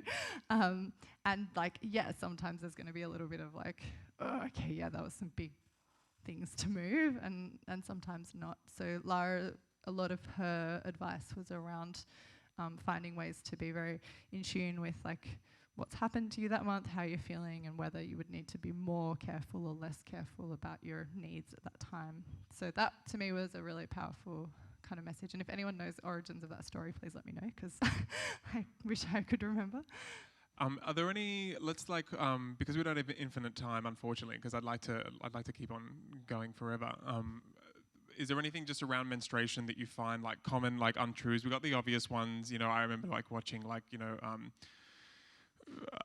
fruitarians talking about how awesome it is not having to have your period, and bringing a little bit of fat back into the diet, and the period coming back going, oh, that's very confronting to have to bleed. I prefer to just take the fat out and not bleed. Right. We've got those kinds of things, obviously I think we're getting to the point where it's not so normal, like not bleeding isn't as normalized maybe in our little bubble. Maybe it is, I don't know. But is there anything else you just want to speak to quickly around menstrual health, common patterns, practices beyond the China Sung? We'll talk about herbs next, just to help women maintain a nice healthy menstrual period. Yeah, you need to have some fat on your bones is really important, unless you're naturally very, very thin. But so I would say a solid percentage of women contact me with amenorrhea, which means they're not bleeding. And I would say a solid percentage of that percentage are in a career that is based on their bodies and how they look. Won't name careers, but you can use your imaginations. And that was certainly something I have an affinity or an empathy for, because I did a little bit of like modelling and stuff when I was younger, and I ended up with an eating disorder because of I was just so young. I was 14. Like just had no idea how to like say no to things. And yeah, so I believe now, having done a lot of therapy, that it was around control and feeling some kind of control over my body when I felt like everyone else was trying to control me. So that's something I hear about a lot. And that's a really sort of simple explanation again in Chinese medicine, is that you're not getting enough nutrition to create blood, so your body is very smart and resourceful and just says that's not a priority right now, like fertility is not a priority, let's cut that. Because really in a survival situation, you're not going to be thinking about having babies, right? It's like, it's about survival. And we see this in nature a lot, like a lot of animals like wolves, they'll self-abort if it's a really bad winter, just because they know they won't be able to carry the babies through healthily. And so nature is very wise. And I think we really try and avoid the laws of nature a lot in this culture. And yeah, so that's something that I try and, I usually don't give advice in that situation except to see a therapist, but I do think that it can be helpful to, try and eat more fats and try and, look at, I often will look at Shen herbs, like herbs that support the spirit and nourish the woman's ability to really stand on her own kind of 2 feet and be in her own power and start to really have the ability to conceive and perceive whether this is the path she wants to walk down. I don't even remember that person. I can't identify with myself as being that person, but it's part of me.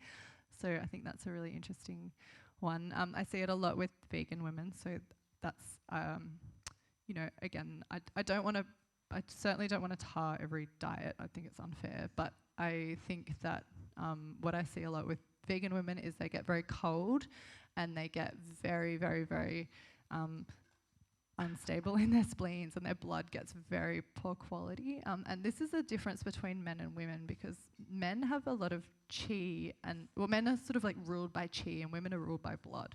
So men can get away with stuff like almost forever, like Rich Roll and all these guys, like they're awesome. And for me, like his body is designed for that kind of stuff. Like he can do it. I was great as a raw foodist. Yeah. My body was rocking. And you're a hot kind of constitution too. Like he's a fire.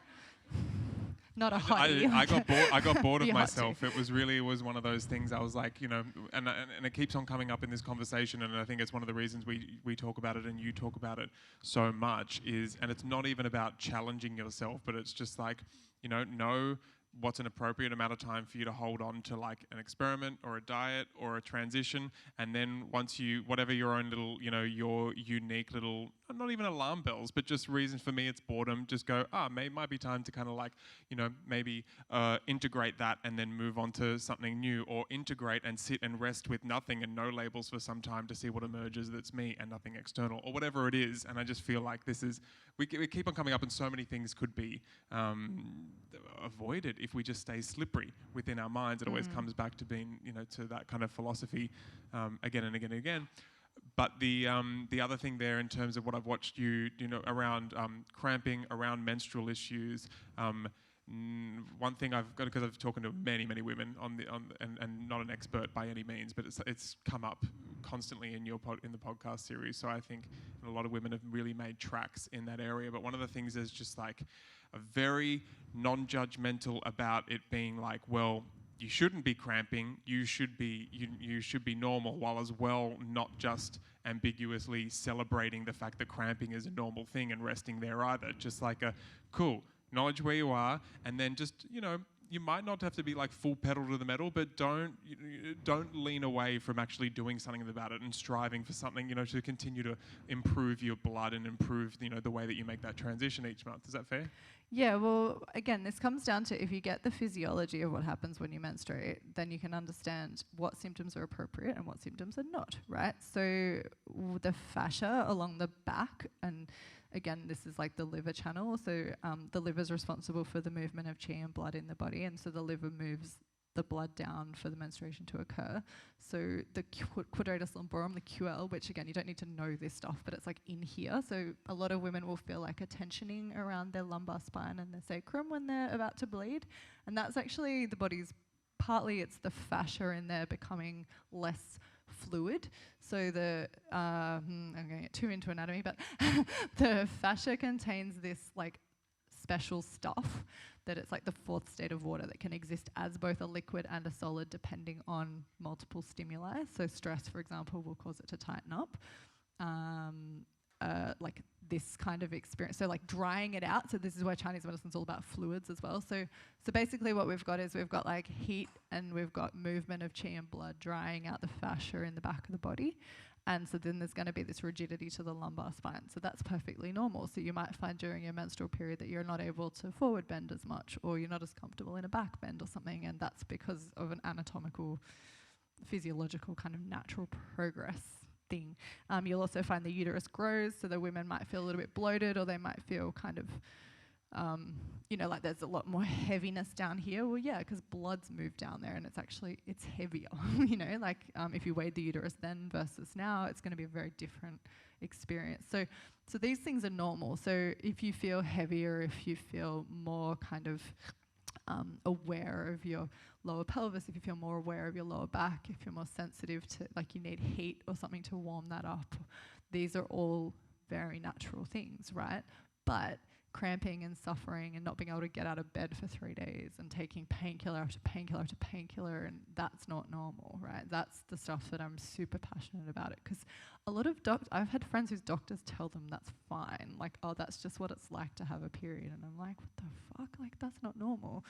And I think that's starting to change. I think more and more, we've talked to a lot of integrative doctors and stuff over this little women's series journey, and they're certainly a lot more aware of that. But it's a lot to do with inflammation. So we have really inflammatory diets, we have really inflammatory kind of lifestyles. There's a lot of toxicity in our environment. This is why I think it is useful to do catabolic phases of your life where you kind of break down some stuff and allow your body a chance to eliminate. So that's certainly a part of it. I think if we look at, that's why cutting out dairy for so many people is super, super positive in terms of their hormonal health and their digestive health. Digestive health as well. It's also very bad for the spleen. So if you're a bad digester, dairy is no good. But also the hormones in that, there's lots of reasons that actually affects us. So, I'm not against dairy. I still eat cheese and butter and stuff, love butter. But I just think you have to be aware of these things. But yeah, so kind of that's what I was kind of going to go to before. If men are doing, these kinds of things, a lot of us women will be like, oh, cool, I want to be a triathlete who lives on plants and whatever. And it's yeah. And then it's our bodies aren't designed for that. Our bodies aren't designed to run a million. You're laughing at everything I say, so you're my favorite person in the audience. But the only one I can see. But we're not supposed to do that, and it's okay if you want to run and whatever. But I was talking to Amanda from Angio, who's a Chinese doctor, and she's like, man, I have to constantly remind myself, because she's addicted to running. It feels great in her, endorphins, all that kind of stuff, but it just burns through her yin. It just burns through all of her fluids. It burns through her blood, and she just ends up not well, right? And it's this is this constant thing we have to remind ourselves is there's an appropriate dose of everything. So how much exercise should we do? It depends. How much food should we eat? Well, it depends, How much yoga should I practice? It depends. There's no one answer. So I think that's where, I want to encourage people to, I guess, we were talking about right at the beginning, be sovereign and take responsibility and do some exploration. Well, okay, so when I don't eat dairy all month, what happens? What if I, and again, be open for that to change after 6 months. Yeah, well, and then because there's nuance. I think there's always going to be nuance to a conversation. It's oh my gosh, I cut out dairy. And it's oh, okay, what's the official story now? Dairy's evil, right? Okay, anyone that eats dairy is killing themselves. Why would you kill yourself? Well, it's again dose. But if I don't mind, I just want to talk. Then the next step might be possible looking at the traditional preparation of dairy in order to get it ready for digestion, which may work or may not work for you. Always, you just got to stay on your toes. I completely agree with that. And yeah, so did you want to go? Yeah, I'd just like to talk about herbalism quickly. When we met, you said that the essence of tonic herbs was somewhat of a last piece of the puzzle for you. What was the piece of that puzzle? What was the point of that puzzle? Very good. So I have used herbs my whole life. My mum studied herbalism, and we were just raised on that whole herb thing. We just were given them when we were sick and when we weren't sick, and all the time. And so then I started seeing naturopaths, obviously, so we'd take lots of herbal preparations. So I was very intimate with especially Western herbalism. Chinese herbs I'd always taken from the acupuncturist, but they'd never really explained to me what they were doing, or they'd just kind of written it in Chinese and given it to me, and I'd take it and you know, if anyone's ever done Chinese herbs, it's like this black soup of stink, and you're like, okay, it's good for me. So I was kind of like pretty okay with herbs, but I sort of hadn't really ever found them to be like super effective. Like I'd get some benefits, and I'm still a really big fan of like nettle and some of those kinds of Western herbs, but I hadn't really ever connected deeply with that, and I'd considered studying naturopathy and Chinese medicine and gone back and forward, and herbalism was always like the bit I was like, oh, I don't know if that's like I just was like not really convinced that they knew what they were doing a lot of the time. And so when I first learned about what you did and with the tonics, and I was actually very, what's that word? Skeptical of Mason and all of his stuff. I was like, yeah, right, show me the data. Just, you know, I'm softening on that a little bit. But he had really amazing answers for everything and data, so that was good. And he kind of just was like, you know what, why don't you just try some?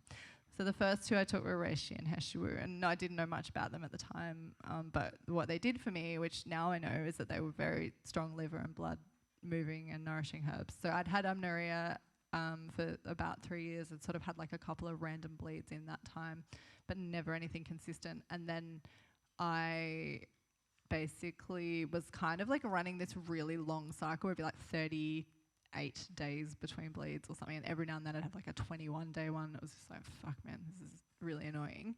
And basically started taking these herbs and noticed that things were starting to be, like basically by the time I was coming over to see you, so we'd been together about 6 months or something, I was completely normal.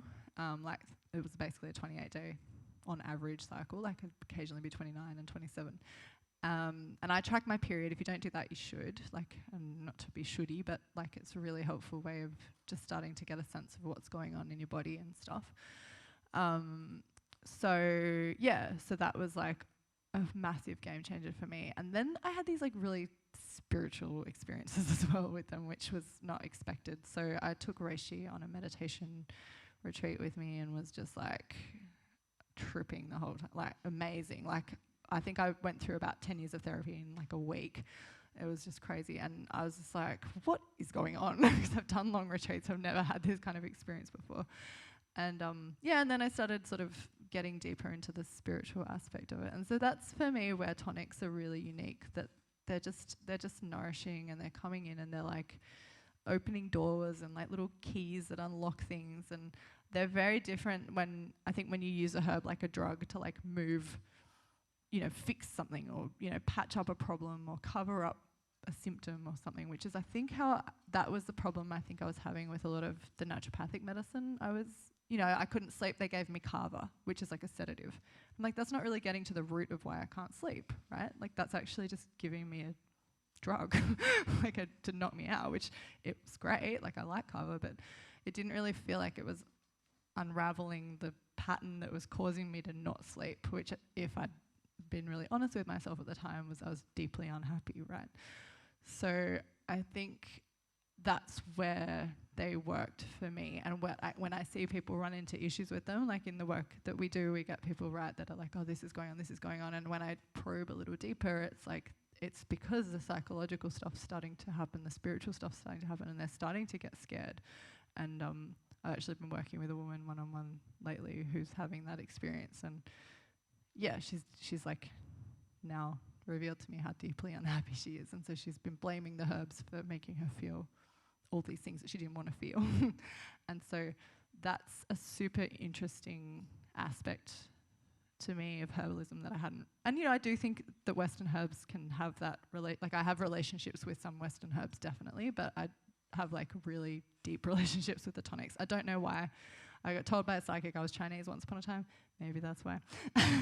But I mean, those things coming up, I mean, you could say the same for yoga. If you get into those early days and you actually start moving some chi through the organs and tonifying organ function, and all of a sudden that organ function is remembering how to transform chi into different expressions, and so you have to face the habitual nature of your emotions and what you've been holding on to. And as soon as you start getting your emotions moving, all of a sudden your organs have that platform where they're really nice and healthy, immunologically you're healthy, and your mind can stop being isolated from the rest of your body, and you can start actually feeling those thought patterns and that history and that approach that you've had to the past come up. And when you get that feeling, it can almost be too much if you're not expecting it. And it's not just within tonic herbalism, and sometimes people really get that experience and it opens up the floodgates, and sometimes you don't. Sometimes in yin yoga especially, or sometimes people come out of getting a Chinasung massage from Tahnee and they're like, it's been 3 hours and I can just hear crying and crying and crying. For me, it's kind of like, cool, hour and a half, let's get on with it. But you know what? That's one of the reasons I love you, because that's so, everything you just said then makes so much sense, because I was again talking to my acupuncturist about this, and it's like we take things out of their like framework. So I've done a lot of yoga and meditation, and these are all things that we're involved in the Taoist canon. I do the body work. So if you look at Taoist healing, it's like you use massage, you use acupuncture, you use herbs, you use meditation, you use qigong. Like, you're not just doing one of those things. And I think one of the things we're doing with SuperFeast, as we grow and have more time now, thank God we have all these beautiful people that work for us and can do some of the like day-to-day, but we're going to try and bring in some of the yogic stuff and the breathing and the stuff that kind of provides the container, because I think that's what I've really noticed is when people don't have sort of a container or some kind of external, well, not external, but like a practice that holds them or some kind of reference for themselves. And that's what I think yoga does for me. Like, my sister's always like, oh, you're so beautiful after you practice. And I'm like, it's because I'm me. Like, I've just gone back into myself completely. Like, I'm not thinking about anything else. I'm just like, and that's Shen. Like, that's that you're looking through your own eyes, if that makes sense. Like, you're really there.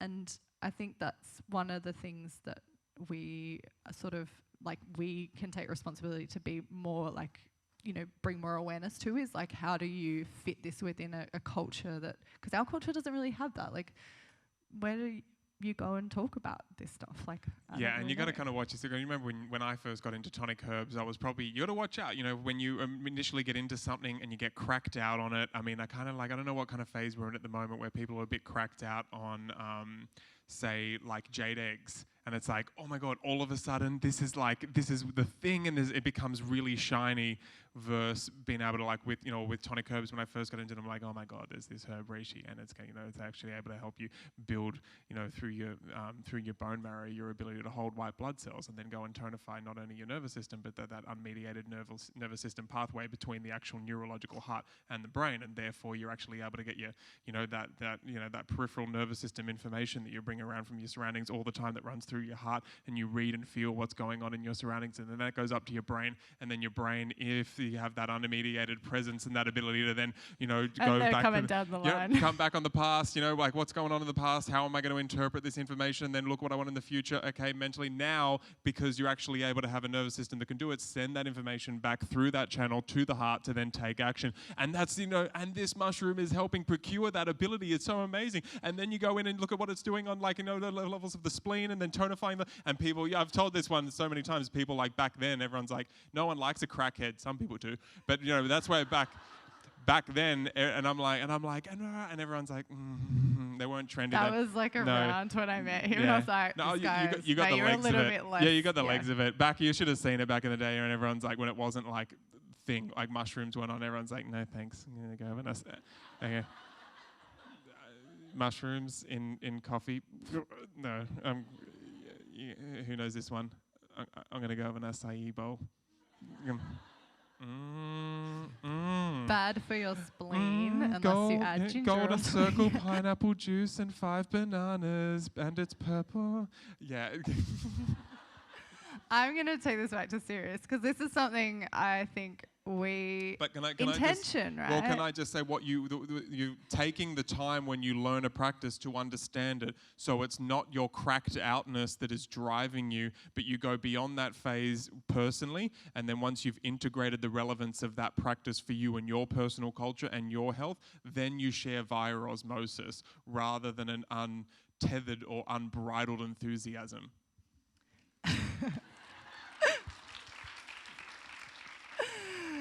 So I was really scared about doing this podcast because when we do them together at home, we sit really close and share a microphone, and he does that in my face. And we've had like 3 or 4 really bad fights because I'm like, don't yell in my face. But it's so awesome. And he just can't not. Like, it's just mace. But I get it. I'm like, so I'd like to think about that question. But I think what we both really, I think especially as we've grown up a little bit and together, and like it comes down to like the why am I doing this thing. And one of my favorite teachings of Mace's, like wherever he got it from, I don't know, but it was like that whole 20-year thing. Like, if I'm not going to be doing this in a decade or 2 decades or 3 decades, like, is it really something I want to kind of go and, you know, invest a lot of time and like my identity in? And I think, you know, we're both looking, I think that's one of the things I love about Taoism is this idea of longevity. And I don't see it as living forever. I don't really have an interest in that on a physical level, like maybe in other dimensions, but that's another conversation. But I think, you know, that idea of like maintaining a kind of like not homeostasis, but I always like the word harmony, like this harmonious kind of existence for as long as possible. And, you know, the body being in harmony and the mind and the emotions being in harmony. And so we do try and work a lot with that idea of intention and the why and where it's really coming from. And, you know, we've got like Sophia, especially on the team, is like a little philosopher. And, you know, the stuff we jam out about a lot is like, you know, how we can better communicate that, because it's not just like I think a lot of people like try and lean into things like, you know, the jade egg thing or whatever, like jade eggs is amazing practice for like learning to feel your chi and learning to harness that. Can you explain what it is quickly? Yeah, so basically you get like a little like it can be jade, but it could also be rose quartz. There's all these sorts of different things now. You attach some floss or silk to it, depending on how luxe you're feeling. You insert it inside your vagina, and you do contractions along. So you can imagine your vagina basically has 3 parts, and so you learn to up near the cervix, the vaginal walls, and down near the entryway. And most women will find that they're really able to do it at certain parts and not at others. So you'll kind of work on trying to get all of that working well together.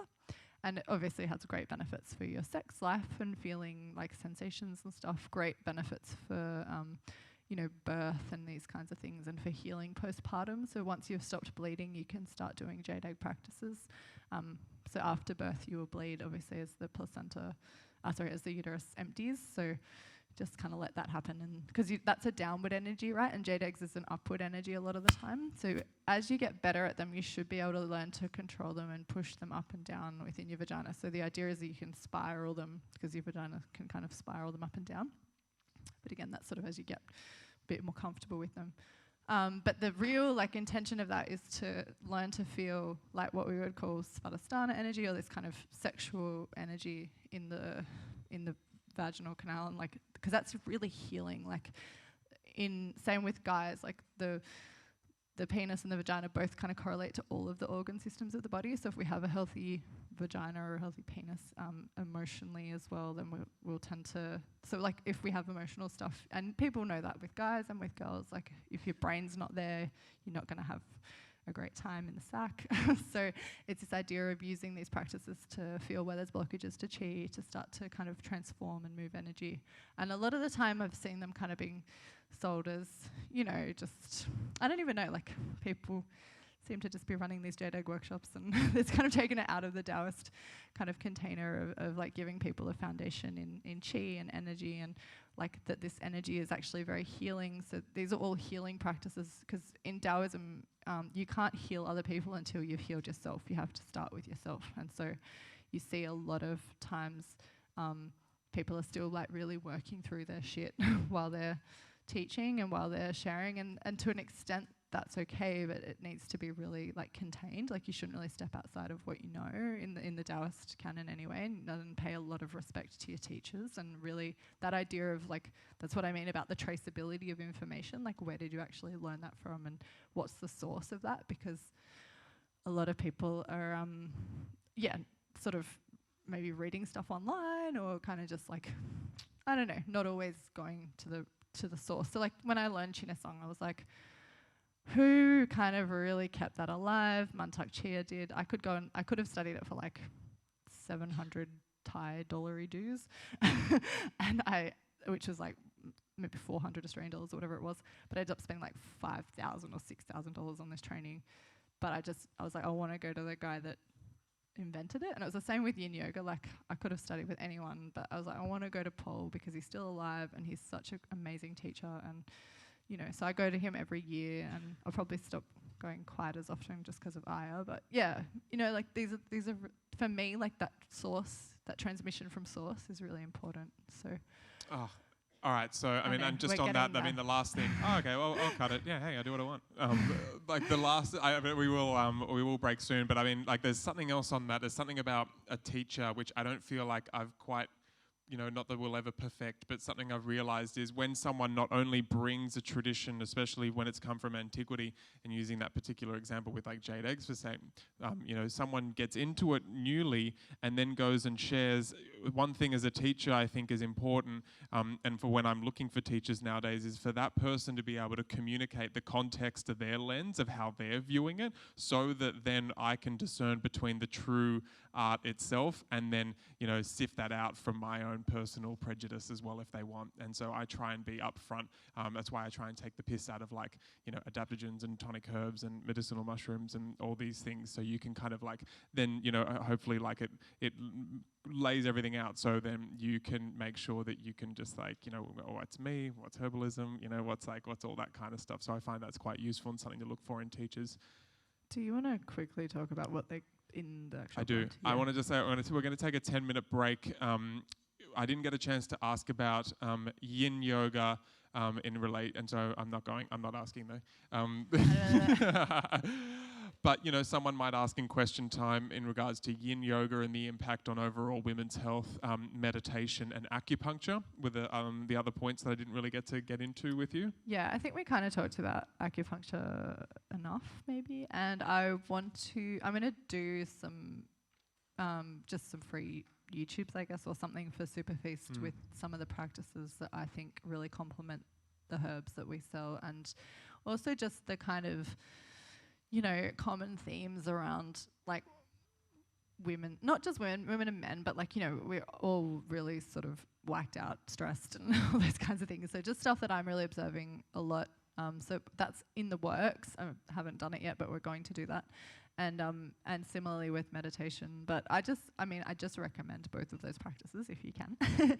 And I am really happy to answer questions about them. So we'll do a Q&A after a 10-minute, 5-minute. Yeah, I'm just going to quickly, I'm not going to hold you long, just talking about the blend that you got. So please don't share all of the ingredients out there, like on Instagram or anything like that. That's just now our little secret, and we'll launch that in October. But when in walking down this line, because tonic herbalism is so much about procuring life, and it's an interesting road we walk when there's so many of us, you know, with particular issues, and like, you know, I had immune deficiencies and fungal infections and all these kinds of things that somewhat drew me into herbalism, and, you know, somewhat got me attracted to like chaga and reishi that were unable to upgrade me immunologically. However, it was more of that thinking, like, long term, what do I not want to run into down the line, degenerative disease wise? What do I want to actually cultivate in myself? What's my intention? And so that's where tonic herbalism lies. And so I've got quite a few blends coming up that I think will actually be able to be bridges for especially a lot of women with various menstrual issues that and also when we're talking about like either menstrual issues and stagnation, blockage, you know, like a blockage in there through the liver, which is quite often pivotal to a lot of women's menstrual issues, and as well those that are emerging from a spleen, qi deficiency, and especially, you know, possibly a little bit of dampness. We're going to have more specialist blends come about, but we started off with this women's blend here. It was just, you know, a very nice general, not to kind of like give it cheap languaging, but like a tonic herbal multivitamin. So this is a blend which I'm not saying to put too much pressure into necessarily be like a healing force for menstrual issues or for Well, you know, I've sent this out to a lot of women to get feedback, and I've noticed for postpartum it's really, really effective. Like, I've had women like, my libido's back and all this great stuff, which makes sense in terms of that nourishing aspect, because imagine how much nourishing you need after you give birth. And also I think it works with so it would be more like kind of normalizing and balancing menstrual cycles, helping with blood. It's really nourishing to the blood and the yin. Very nourishing to the blood, very moving to the blood. We've got Dong Guai in there now, especially Dong Guai, especially if you're looking at the tips of the roots of Angelica, you're looking at more of moving of the blood. But if you're using the heads of the root, then we're looking at the building of the blood. And if you pair that up with a little bit of like white peony, you're looking at, and then Romania as well, and a little bit of Hishiwu in this instance, you're looking at a nice blood building and nourishing. However, they've got quite a few blood movers in there also, and with that, with the various herbs that we've chosen, very much supporting that spleen function. We've got poria in there as well, beautiful Fuling medicinal mushroom, which is there moving moisture through the body, but then we've got the moistening nature of the asparagus root within itself. And so as you go down the line of, we have the warming of the Romania and blood building, and the really pouring into that essence of the Jing and the kidneys, which we're going to need to overcome most issues, however, without going into the therapeutics of it. And then we've got that warmness of the Dong Guai, that neutrality of the poria, and these are the 4 major ingredients. And then that coldness of the yinny, moisture-bringing asparagus root. Like that, you're going to see it comes out somewhat neutral, and that's the intention behind a general nourishing, life-preserving blend or formula. And so hopefully you, and then you guys can see the other little secret ones, little ingredients in there. I hope you enjoy that, and reach out if you've got any questions in particular about how to use that. But this is just a general for the woman's body to support the spleen and the flow of the spleen, and then the maestro that is the liver of the orchestra of the endocrine system, the hormonal orchestra, to make sure that there are herbs in there supporting that organ system ongoingly and generally, so that you can maintain beautiful endocrine health, and then supplementing that Jing within the kidney system, especially that Yin Jing, so we can, kind of philosophically embody more of that, that feminine essence from the roots down, but then following the lines of the organs up, and then having like the jujube and peony to an extent, and other herbs that really help with that heart blossoming and that shen, and coming through the poria as well. And so I tried to track a lot of that story through the body, and so it can sometimes be subtle, it can sometimes be very impactful. Some women have had a lot of success when moving through menopause, but some women not with this, because it's not designed to necessarily get you over the line with menopause, because it's not a Jing blend, right? A lot of the time that's like an extreme Jing deficiency. Yeah, and we want to do some more. This is a very gentle blend. It's very much on that nourishing aspect, but we're going to do some more moving herbs, like ones that would be more for things like your endos and your kind of really serious kind of reproductive conditions and endometriosis, stuff. That is. Yeah, sorry. And menopause and stuff as well. Because menopause is really interesting, because if you've had good periods, you tend to have a good menopause. If you've had poor period health, you'll tend to have a bad menopause. And also, if you're someone who tends to run hot, you'll tend to really struggle with menopause, because you'll get extra hot, whereas someone who's cold like me will actually probably have a great time in menopause, because you get warmed up, right? You'll notice I'm wearing socks with my Birkos, because I ain't gonna be cold. So this is a really, when we're talking about these things, that's why it's difficult to generalize. Like a menopause blend or something, it just doesn't really work like that. So the way we want to design these blends is like, this one is like our nourishing, kind of really just nurturing feminine blend, like fairly safe, fairly like non-offensive. But then when we come out later on with the more kind of moving ones, we'll want to be a little bit more careful with those, right? So just as a bit of a caveat, I guess. I find this one's just like a hug, it's just very nurturing. And these are the herbs that I've really loved over my journey with tonic herbs, especially. They're the ones that fully transformed me. And awesome. Yeah. And enjoy, you got recipe cards there as well. If you have to bounce, the guys have been nice enough to bring all the product along, so you can get SuperFeast for 15% off, which is always nice. Yeah, and if you haven't got your women's blend, see the guys at the front, there's more recipe cards too, but we'll come back for Q&A. Yeah, 10 minutes and I'll give you an uru. Thanks everyone. All right, everybody, we've got our first question coming. Yeah, so you touched on contraception and like stuff like that.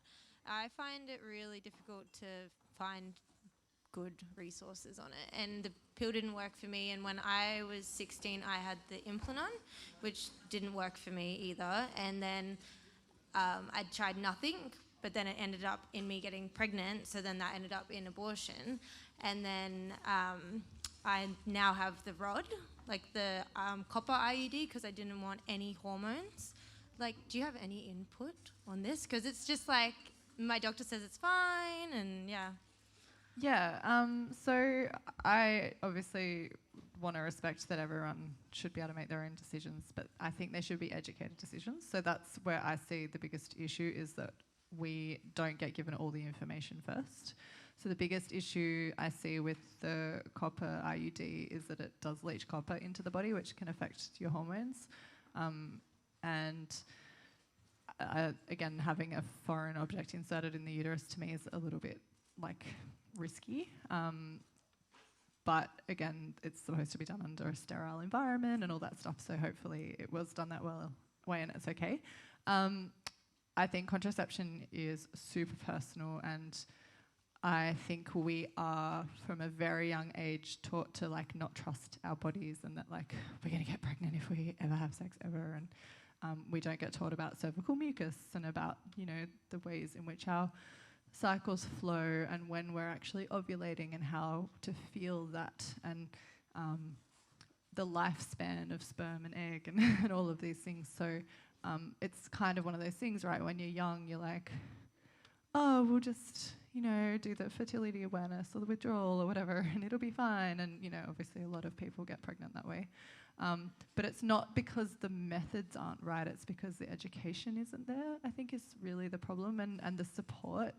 And I think, again, it would be ideal that an older woman would guide a younger woman through that process and explain. And I think that's probably how it was done before.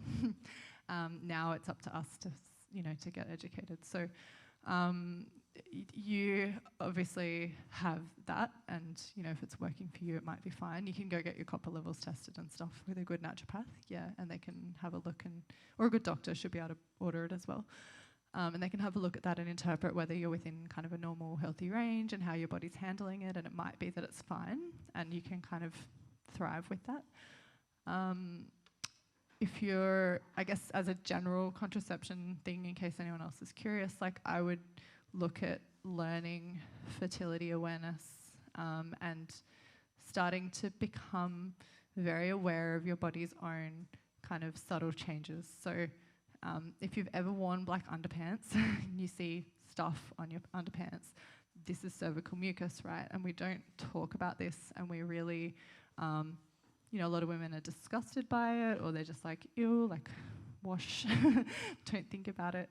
But the texture and the quality of that is actually super important, and it can really, you know, help us to understand where we are in our ovulatory cycles and all of these kinds of things.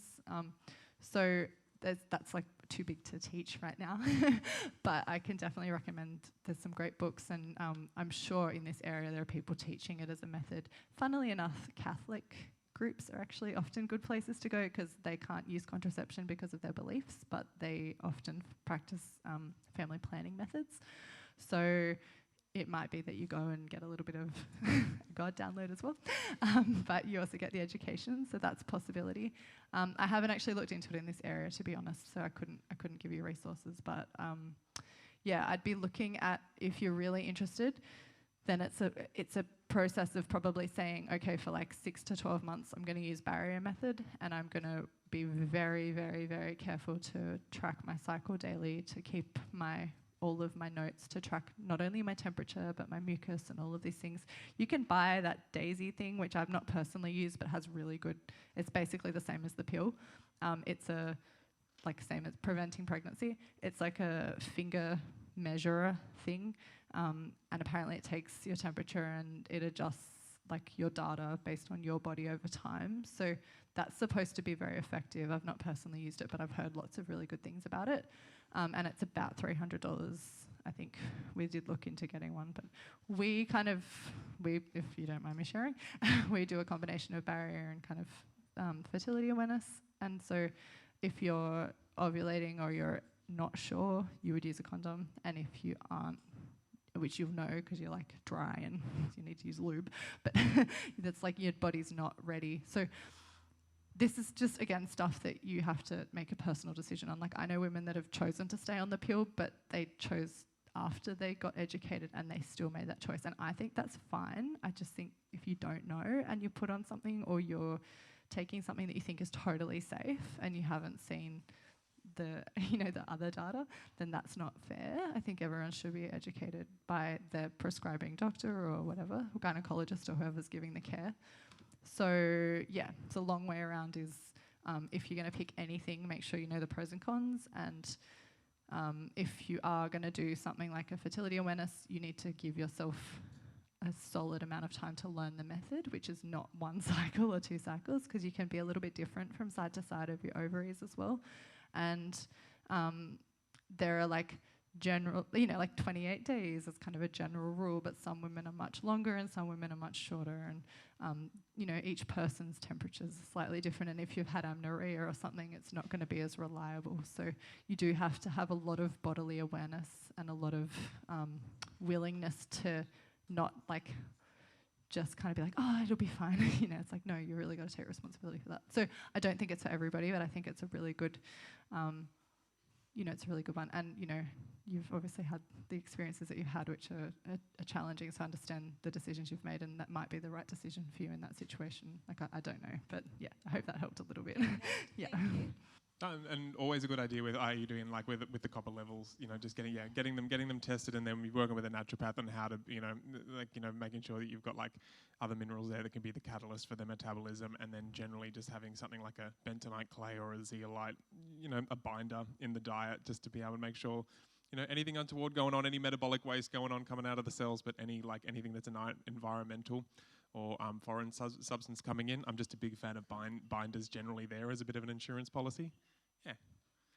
Cool.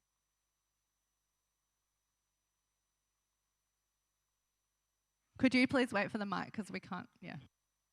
Well, pop your hand up so Woz knows who you are. Yeah, you are. Thank you. Thanks. Before you were talking about the massaging of your body in different ways and doing it for 100 days and then taking a break, how long would that break be approximately? Is that specific? So you're talking about the breast massage specifically? Yeah. So just to be clear, the general massage, like the belly massage, you could do every day forever. Okay. That's fine. But the breast massage, you would want to have a break of at least a cycle. So I would do, say, 3 cycles doing the massage, then have a break, do a whole month without massage, and then a normal bleed, and then start again after the bleed. Cool. Yeah, you just want to make sure that blood has a chance to leave the body and be restored. So, okay. Yeah. Cool. Thank you. Good question. All right, next question. All right. Hi. Oh, right, we're next door, and then we'll come down here. That's all good. Sorry, no, I love it. It's so efficient. Very rude of me. Can you recommend anything for polycystic ovaries? Yeah, so this one's a bit of a contentious one because there's some people that say it's being overprescribed or overdiagnosed, I should say, is more accurate. Other people say that it's actually quite normal to have multiple cysts on the ovaries, but it's a lot to do with inflammation. So I would tend, from the kind of perspective that I've seen it effectively treated, I would ensure that it's not hypothalamic amenorrhea or anything else. So make sure that you're really clear on your diagnosis if it is PCOS, which might mean you need to see a couple of different practitioners just to make sure that you've got an accurate diagnosis. And then if it is PCOS, I typically have seen, again, this is just with people I've worked with, so take it with a grain of salt, but I've seen it a lot to do with excess inflammation and digestive health, and really needing to minimize those. So basically when we get inflammation, there's a lot of like cytokines and things created which affect the liver and create a lot of stress for the liver. And remember how I was saying the liver rests on the colon and it needs to move through. Anything that's not pushing through will either go back into the bloodstream or will seep down into the uterus. And so we can end up with kind of like inflammation and issues in our menstruation, not always PCOS, but it can manifest as that. So it's often to do with the health of the spleen and the liver. If it is possibly also, there could also be like a kidney kind of gene component. So the simplest thing that I think would work really well is to go on a really low inflammation, probably like a paleo keto-y style diet for a while, and to look at really minimizing sugar and those kinds of things, and to work with a good herbalist or a good Chinese doctor who could prescribe you some herbs to kind of maybe clear through the liver and that kind of thing. That's generally what I find to be most effective, and it's usually fairly quick to turn around, like a few months. Like, you know, I think anything with hormones tends to take at least 3 months. It's kind of the natural cycle, but I think that can be quite effective with actual PCOS. But like I said, it's kind of become quite popular to diagnose it. So it's just important to make sure that that's an accurate diagnosis. I also find the massage really, really helpful because it gets qi and blood to that area and helps to move through anything that might be stagnant. So anytime you've really got any menstrual disorders, it's super important to touch and massage that area throughout the cycle. You might not want to touch it when you're bleeding, depending on your body, but yeah, all the other times, if possible, would be great because it gets a lot of, you know, stuff out. So I hope that helps a little bit. Yeah. Great. And now we had a question down the front. Yep, sorry, back Ross. Can you pop your hand up, man? Hello. Is it on? Yeah, it sure is. Bring it up like an ice cream. You're from like you're licking Canada, aren't you? I remember meeting you. I am from Canada, You're yes. still here. I am. Well it's done. Wonderful. I had a question regarding, I know traditional Chinese medicine doesn't really consider the thyroid directly with like the 5 elements, but I do see a lot of people with like adrenal burnout and then over a prolonged stress, it going on and on, it's kind of affects their thyroid. Is there a kind of connection between like the adrenal gland and maybe like the spleen to kind of affect with the premenstrual kind of system? Yeah, so yes to the connection between the adrenals and the spleen, but from my studies, the thyroid's actually, so embryologically the thyroid comes out of the same tissue as the lungs, so I tend to see it work, like I tend to see good results with it using tonics that support both the lungs and the jing, or the kidneys, so I'll use cordyceps a lot. And I mean, we obviously work with a limited scope of herbs, but if you're a practicing herbalist, you have a lot more options. Yeah, so I tend as well, so when you look at the hormonal kind of pathways as well, yeah, the thyroid does pick up a lot of the kind of messaging that's going on between the brain and the adrenal glands. And again, if you're looking at the spleen as being so when we look at the digestive system as well, like you've got serotonin, dopamine, all these things being produced by the gut, and that's part of that spleen kind of energy in Chinese medicine as well. So this is why, like when I'm just talking about PCOS and anything really with this menstrual stuff, diet is so important. And I also think we're just chronically overstressed as a culture. So I rarely don't see a stress component, which is a tough one to address because people are so used to being stressed that they don't even know what it feels like to not be stressed. And they don't, and that's what, when I was talking about touch and that ability for people to start to be aware that, oh, like that's chronically tight. So a lot of the time with thyroid stuff, it's like until you're really willing to change, like I see when things get that chronic, like when I'm talking like real chronic, like autoimmune kind of thyroid stuff, I think that's really like lifestyle change needs to happen. Like I'm a bit blunt about it. I'm just like at that point, it's too far. Like you need to really stop probably and like slow down and change direction. So in terms of supporting that, yeah, I personally work a lot with supporting, because I think, again, on like a psycho-emotional level, if you think about, courage and grief and these things that we push ourselves too hard because we're afraid that if we're not enough and all of these things, like that's a lot of the underlying patterns there that I see with that kind of stuff. So I would tend to look at, herbs that can support that as well. So, I hope that sort of answers your question. But yeah, I tend, from that fascial embryological connection, I tend to look at it more, treat it the thyroid gland itself is more of that lung kind of nourishing channel. And then in terms of that relationship with thyroid conditions, there's always a adrenal component, a gene component. There's always a digestive component, and it always manifests with those symptoms. Like they've always got some kind of digestive thing going on. And then, I tend to find when the spleen, if you know Chinese medicine, when the spleen goes out of whack, the liver gets stressed out. So then, it's the circle of life, right? So that's why that blend that we've created is literally like liver, spleen, kidneys, because it is such an important combo for women. And I don't want to. I guess for those of you who don't know, Chinese medicine basically says there are like 5 controlling energies of the body. So they're the heart, which is the emperor, the fire. There's the spleen, which is basically like the mother energy, or like the kind of nurturing, nourishing energy. And then you've got metal, which is your lungs, which is, that kind of contracting energy, if you think. And again, it's all correlated to nature. So it's that kind of moving from, earth being... I personally relate more to the earth being a transition time as opposed to late summer, but it's this idea of coming from like summer into autumn, and then winter's the kidneys, which is, your water element, so that's the absolute bottom of yin.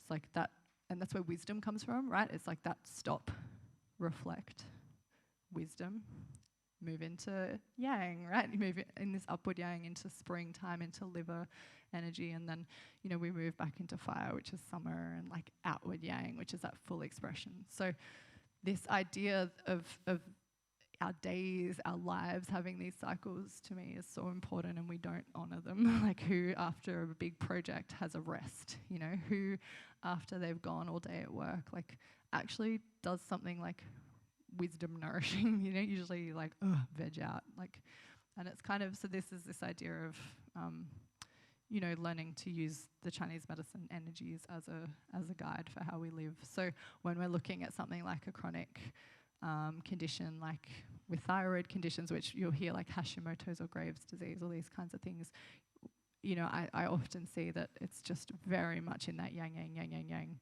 either side really, like they both kind of come out of that same habit, and then it's just different manifestations, usually depending on the individual. So do you have anything? Because Mace does a lot with...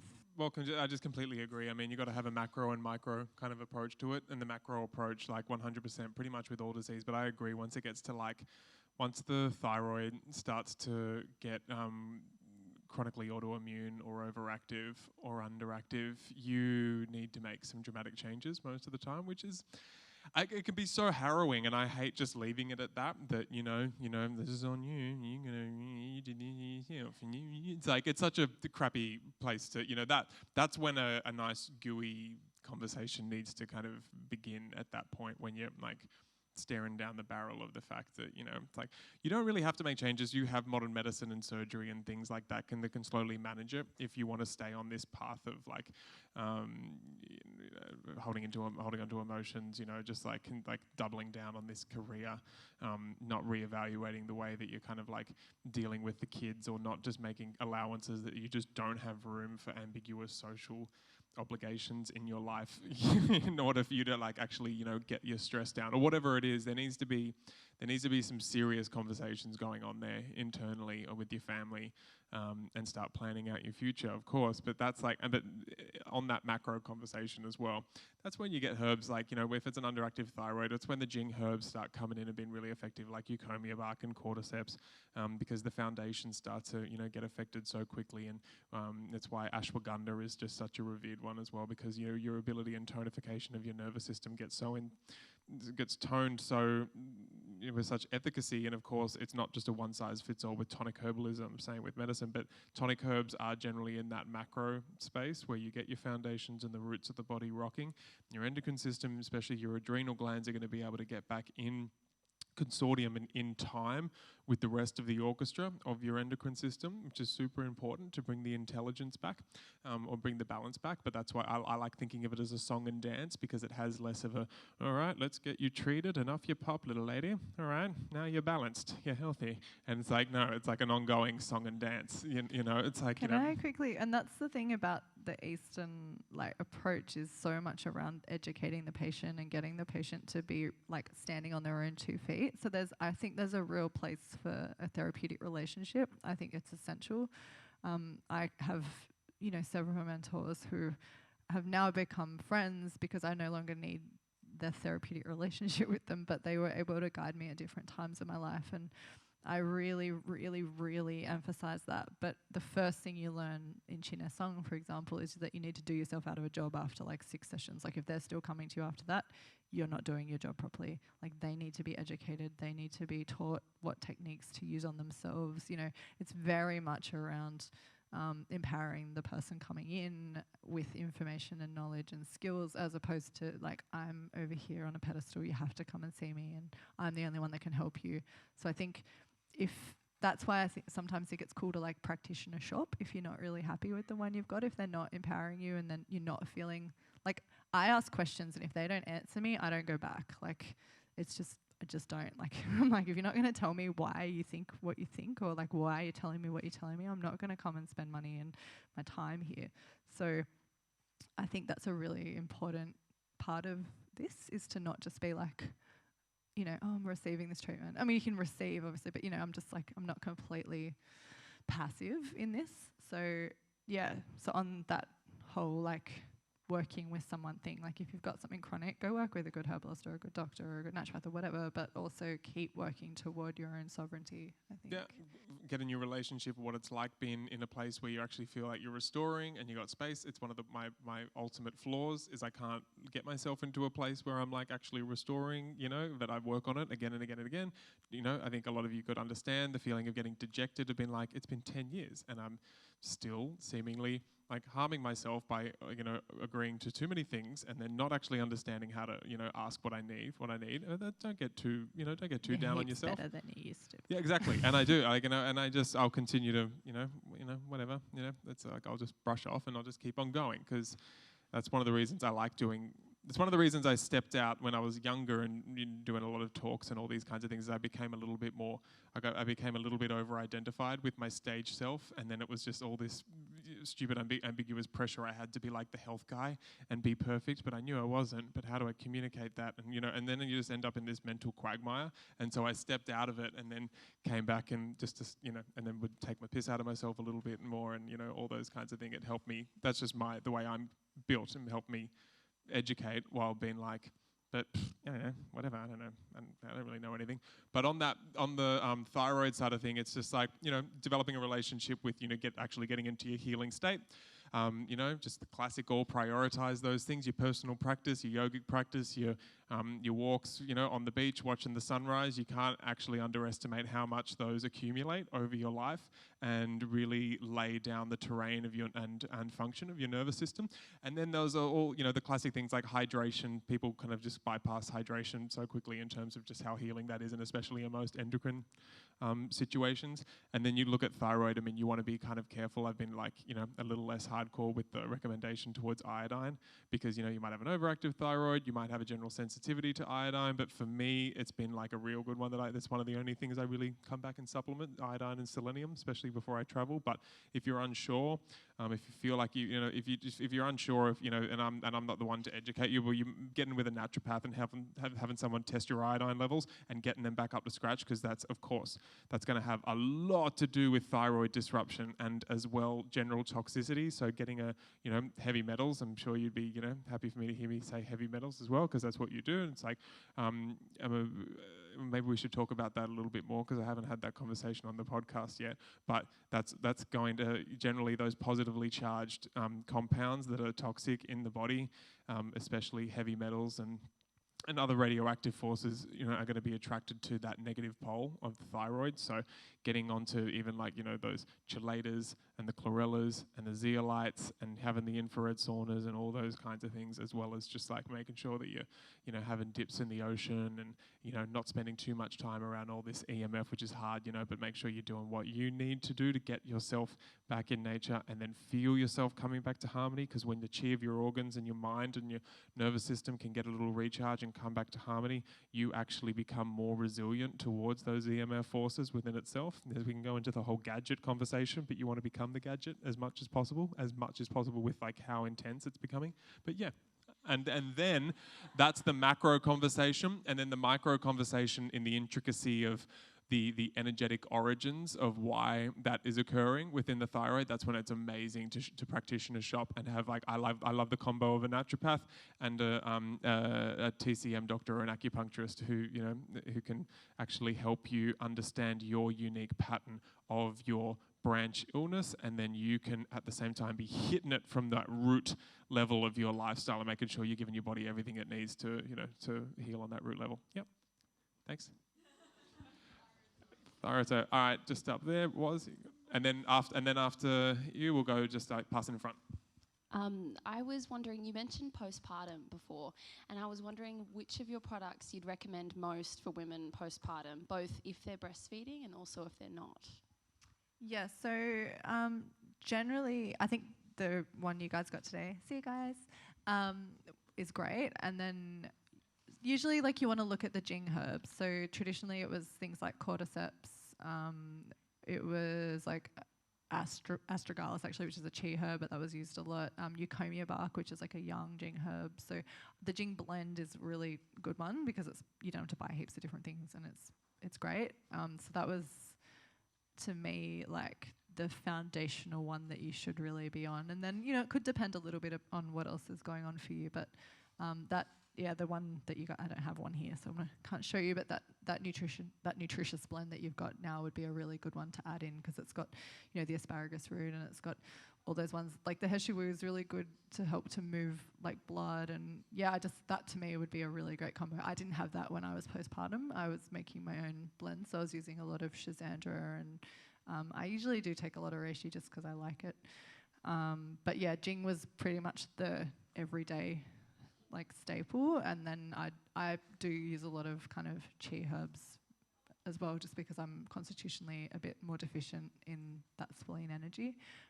But yeah, what we usually recommend and work with is our Jing blend, and now it would be this women's nourishing blend that's coming through. So it's going to help, because what you'll feel, I don't know if you've really sort of start to tune into what you feel postpartum, is a lot of emptiness around the kind of lower dantian, like the lower part of the belly, and a lot of women will start to get like lower back pain and stuff, and that's a real sign that you need to slow down.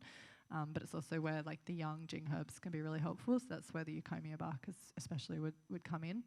And then cordyceps was used traditionally for recovery, and because it's just been such a big marathon of an effort to give birth, and they're all fine with breastfeeding, so yeah.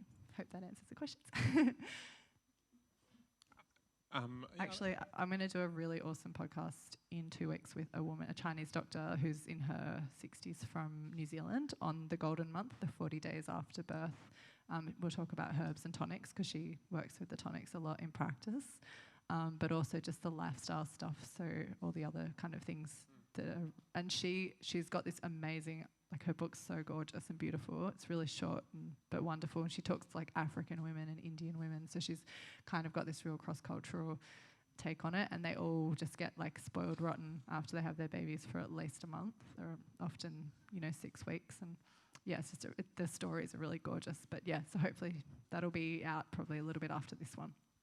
And I think, the asparagus root is there, and as well with like the Shizandra, the Shizandra there to kind of like astringe, especially if you've got like excess bleeding. Not that you want to get into like diagnosing yourself and using tonic herbs when diagnosing, but it's generally like the idea to kind of tighten things back up and then help with the building back of the fluids. And the asparagus root, a nice big dose of that, like real moistening, bringing back the fluids, the yin, that cold, it needs to be like a coldness. Well, and this blend's all for helping restore blood as well, which, after birth we lose so much, so it's just a good restoration. So I took heaps of Shizandra as well postpartum, because it helps with uterine contractions. I just forgot to mention that. But that's in that blend. So, again, without going and buying a whole bunch of things and having to like work out, you postpartum, just take one thing and you're done. Postpartum for us, it was a really nice hot sunny day on December 4, and I know, and so we had I got a nice fresh cut of placenta that it was like it was about 15 minutes old. It was older than that, out of tons. And then I mixed that with a bunch of blueberries, cacao, some fresh coconut water, coconut flesh, with deer antler, velvet, just to immediately kick that Jing back in and the Yang Jing back into Tans after that Herculean effort, and get the Jing blend, a little bit of Shazandra in there, and then like local raw honey, and we drank that. It was good. Yeah, deer antler's one I always forget to recommend because it's not vegan and I get a lot of backlash about it. But as a herb, it's fantastic for postpartum, especially if you've lost a lot of blood or you're having the lower back stuff. Again, it's one that I don't, I personally love it and I'll recommend it if I know someone eats meat and stuff. But yeah, it's kind of one of those ones. But yeah, it's both yin and yang, right? And it's. Oh, the deers don't die, so that's one to be really clear about. You're still a vegetarian if you do deer antler.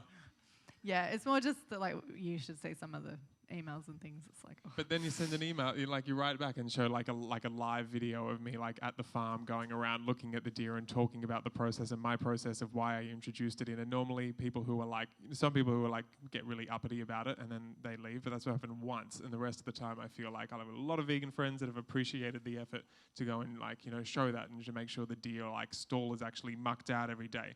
They got lots of wild acreage that they can forage on to make sure that they're, just like nibbling all the wild foods and barks and all those kinds of things as well. So generally that. Yeah, they're very happy deer. But yeah, so that one is another one. It's actually used during pregnancy a lot for settling restless fetuses and for underdeveloped. If there's like a fear that the child may not be fully developed. It's to prevent deformities and these kinds of things. So that's kind of its use during pregnancy, and then for the mother postpartum, it's a lot to do with recovery. So that's another good one again. But I mean, I think for me, like the Jing, I've given that to so many postpartum women. Like I have this chick in America who buys it by the kilo, who's just like, this is saved my life, because she wasn't able to take a break after having her child. She's gone back to work and she's like, this is the only thing I've taken that's made a difference. Like even for her, the placenta pills weren't doing much. I did eat my placenta and I found it really helpful. But yeah, again, different people need different things, I guess. But yeah, that's for me, Jing's amazing. Thanks. And was it, you already got it, great. Just for a teenage daughter, she's 12 and a half and has her periods. And so what would you recommend of the women's blend, or would you suggest something else as a Yeah, I'm so glad we have the women's blend now, because back in the day I'd be like, okay, yeah, I think that would be perfect for her, because that time is supposed to be a bit funny. Like the yogic take on that's really funny. Like my yoga teacher's always like, it's when your sexual karma kicks in. It's it's just you're just not a rational being. So that's okay. So yeah, supporting, nourishing, care, keeping her warm. Like she won't want to be warm because she'll want to be I know this from personal experience, but those are really important things. And I think I think about this a lot with my daughter, like just having those conversations and letting it be a really open home around, because I think there's so much peer pressure to be like, I use tampons, I do this or whatever. It's like a bit of a scene when you're a young girl. So I think as much as possible, like the home is a container for a certain type of culture and conversation around menstruation, and then society is doing its thing, and that's cool. But yeah, I'd be lots of warm foods and just really trying to kind of nourish her. I think that's from all the interviews I've done, what I've read, all the studies, everything. Like it seems to be that the more stable you can keep them through that time, the easier they transition. So, and that sets them up for their menstrual health, through their life as well. So, that's why it took me so long to get healthy again after, because I started bleeding. I've been bleeding for 2 years, and then bang, nothing for nearly 8. So yeah, it's a big. So yeah, as much as possible. And I'd start. I probably would start with my daughter talking about birth control and those kinds of things. Even though you don't maybe want to have a sex conversation fully, but it's just that idea of what it means to bleed. Because I think that's something. Who was I talking to? I had this amazing conversation one time with this woman, in the middle of nowhere in the Hunter Valley. Must have been Margaret. And we were talking about bleeding and the power that comes with that and the responsibility, and how we don't as a culture really ever tell our women and our young women that you actually have the power to create life now. This is pretty cool and pretty amazing, and that I think for a lot of women, it's like it's not really discussed and it's not really honoured. And so if there's any way that that's possible for younger women, I think that I personally feel like that would be a really beautiful conversation to have. So, and that's where the herbs, I think, like if we talk about that spiritual aspect of them, they can kind of allow us that connection to self. And I think that's a really, it's hard to force that on a teenager, obviously, because they just don't want to know. But if there's something that they can do that kind of helps them come back to themselves, and I think, yeah, sometimes like a herb or something outside of the family can help. But yeah, those are my thoughts on that. So thank you. Thank you. Thanks. And then Sab popped. Easy for you was. I had a question about fluid retention. I don't know much about it. I assume it's associated with kidneys, but especially before my period, I feel so swollen and like I'm full of water. And I just sort of wanted to hear your take on that. Why maybe it's happening, or Yeah. So. Hi, Sab. I know Sab quite well, so got a bit of a background as well. I think, normally it's kidneys. And again, if we look at the kind of... So if we look at what's going on, it's usually the kidney spleen sort of thing. And so I had the privilege just then of looking at Sab's tongue while we were in the break. And there's I can see that she's got a lot of damp and a lot of fluid going on anyway, and I think it just is going to be more pronounced before your cycle because again it's a big movement of qi and it's getting blocked. So my take on it would be that that will go away as your qi harmonizes, that if you focus on that as a symptom, it's probably not going to be the most practical way to go about it. Which would look like, I think, dialing in your digestion and your diet during your cycle and looking at ways that you can keep the fluid. So to me, that's a relationship between the spleen and the kidneys. So if your digestion's not functioning as well as it could, and I don't a lot of times people are like, no, but I go to the toilet regularly and whatever, but it's that idea of the food being cooked by the spleen, right? And this idea of it not having to work too hard, because like all of us, if we have to work too hard, we get burnt out and then we get a bit feisty, or we collapse. And again, it depends on your unique pathology as to whether your organs get too hot or whether they sort of get deficient. And again, this is a bit complicated in terms of TCM pathology.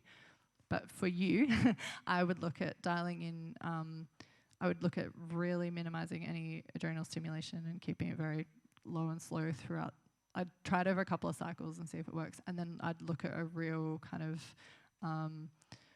probably, again, similar to the PCOS, like a more, not quite as hardcore as like a keto or something, but more of a paleo-y kind of, and your sprouted breads, not having a lot of dampening foods. So that's anything, dampening stuff tends to be like dairy, it tends to be cold foods, it tends to be raw foods.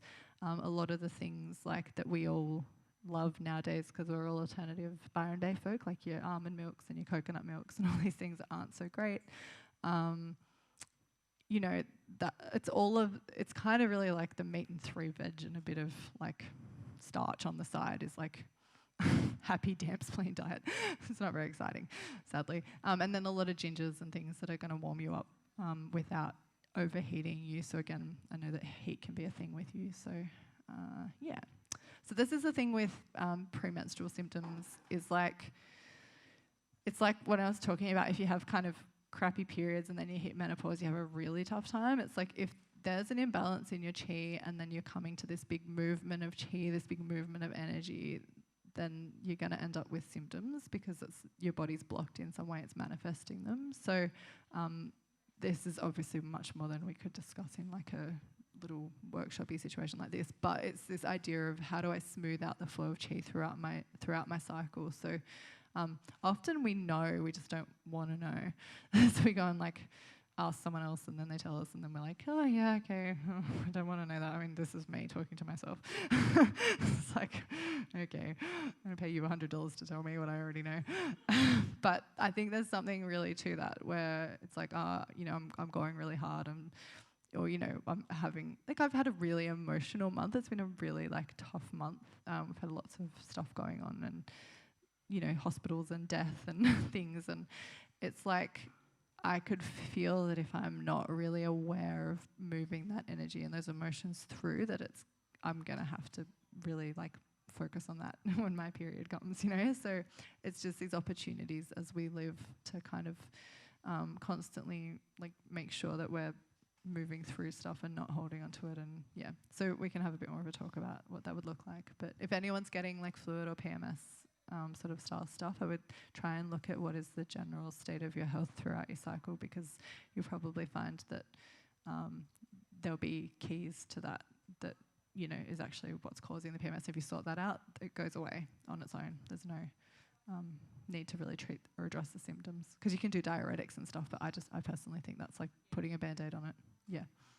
Yeah, I think that comes, you do that first, and then afterwards, once you got like that non-seeky kind of way of going about like herbalism, then it might be appropriate to look at like a herb like poria or something that will help regulate your water chi. Well, see, I'd be using that through, like, I'd actually be using like your spleen, your chi tonics, and like, so if I'm going to talk herbs, like with someone like Sab, if you've got this constant, like, so I could see that her tongue was swollen, she had cracks, like not cracks, but like dents down the side, which means that of her tongue. Of her tongue, yeah, which means that her tongue's sitting fat in her mouth, which means it's holding fluid, right? So a normal tongue is not doing that; it's not pressing against the teeth. So that means that her digestive system is kind of struggling. Basically, is what I can see from that. And then it's not though as bad as damp heat. Like her tongue wasn't white and coated, so there's like I would be able to see something different if there was something else going on. But what I'm seeing is that she's holding a lot of fluid, and that it's kind of, she's also got a lot of heat. So that's why I'm sort of thinking for Sab that if she focused on working, like to reduce, like to balance her chi throughout her cycle, she's going to quit coffee, those kinds of things, and to work on managing her diet and her emotions, then she's probably going to find that the symptoms will disappear on their own. So again, this is a little bit of a less general one because I know Sab, but yeah. Yeah, I maybe have a blend that I wouldn't mind getting you on to just try and sample, especially with that combo of like poria that gets enhanced by the white atracalodes. It's like a really good like tonic herbal way to make sure that your body's getting the ability to regulate the water chi, not just like, you know, as a diuretic is like is an action as well, but a combo that helps your, you know, your organ system remember how to transform that water chi. So hopefully you can get to the crux of the water retention. So we've probably got time for one more. Yeah, just. Okay, one more question is, boom, there we go. It's up there. At the back was, where are you? Oh, we've got one already. And then I've already promised, so we'll go up the back there. Is milk bad for your skin, like dairy products? Yes. Nobody wants me to say that. Yeah. So this is kind of along the lines of what I was talking to Sab about, but a bit different. So milk is cooling and it's quite high in fat as well. And I also believe the processing that we do is not very good. Yeah, I think that's a good caveat to add in there first. Yeah, but as a general rule, if you look in Chinese medicine, they're not very big on dairy in general, past child baby years. And even with children, they don't recommend cow's milk. And yeah, so basically what it does is it creates like a cooling and a dampening. And then, so if you think again of your spleen as being that immune system part of the body, and you think about what acne is, which is like those immune kind of white globule pustule dubas, it's that sense of basically that the spleen isn't creating enough nutritious chi to kind of support the skin in that area. So a lot of the time you'll see with spleen and stomach acne, it'll be around the sides. So this is a bit of a, like, has everyone seen those face maps where they're like, if you have a pimple here, it's because you've got a bad liver or something. And it's like, no, it's actually because your liver chi is not able to nourish that area. So it's not that your liver's not working well. So when you get acne around the face and stuff and you've been pouring a lot of damp dairy on it, it's actually because you've weakened that system so much that it can't nourish it, and so it's able to get like infected, and kind of that immune system part of the body isn't working well. Because there's like this idea of surface immunity, which is Wei Qi in Chinese medicine, which is it's sort of this like force field that protects you, I suppose. Like it's a kind of an analogy, I guess. So yeah, if you do really desperately want to have dairy, like again, you can have it with like chai is kind of the better way to do it, like with spices and warming spices and stuff. And cooking it in general can make it more digestible, but it's probably better to choose another option. Very Sadly. colourful conversation. I agree with everything, but then, you know, you can get a little bit more into like the fermenting of dairies and preparing them in ways where that you can actually like adjust the temperature. So just so everyone's not coming out like, got it? Tahnee said dairy is bad. Well, and I think dose is really important. So I'll yeah. eat like cheese and butter. I'll eat butter by the slab, but I'll only eat small amounts of cheese. And I would probably rarely drink milk because it has if I drink milk, I actually get diarrhea like immediately. Like it just goes straight through me because my spleen just doesn't handle it. So for me, I'm much more sensitive to it than, say, other people. But, I just turned my mic off. But I think for most people, as you get older, you need to really moderate how much of it you consume because especially as you age, the enzymes that can digest lactose start to disappear if you do have them at all. Like lots of Asian people don't even have them.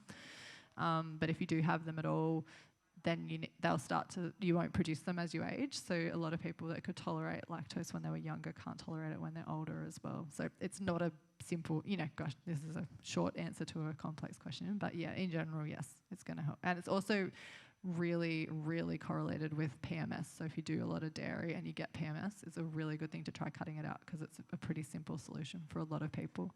Sweet. Okay, and one last question that I accidentally promised. We're over there. I kind of pointed up there, but yeah, the hand has gone down over there, so we'll go up over there. That's That's where. Hi guys, how are you? Hi Sam, I've got this spotlight in my eye. I can't see anything. So, I don't know how to ask. If we'd been talking about men's health today, the topic of testosterone and hormonal balance probably would have come up. What about women's sex hormones and the balance of estrogens and progesterone? Yeah, so the reason I didn't get into that too much was because that would take 3 hours alone. I mean, it's super nuanced and complex, and depending on, so ideally, like we have this kind of start of so we bleed, estrogen comes in, our egg it ripens as this kind of like a cooler time, so similar to how the sperm needs to be away from the body to kind of produce. This is kind of similar with women. It's like this more the yin side of the cycle, I guess.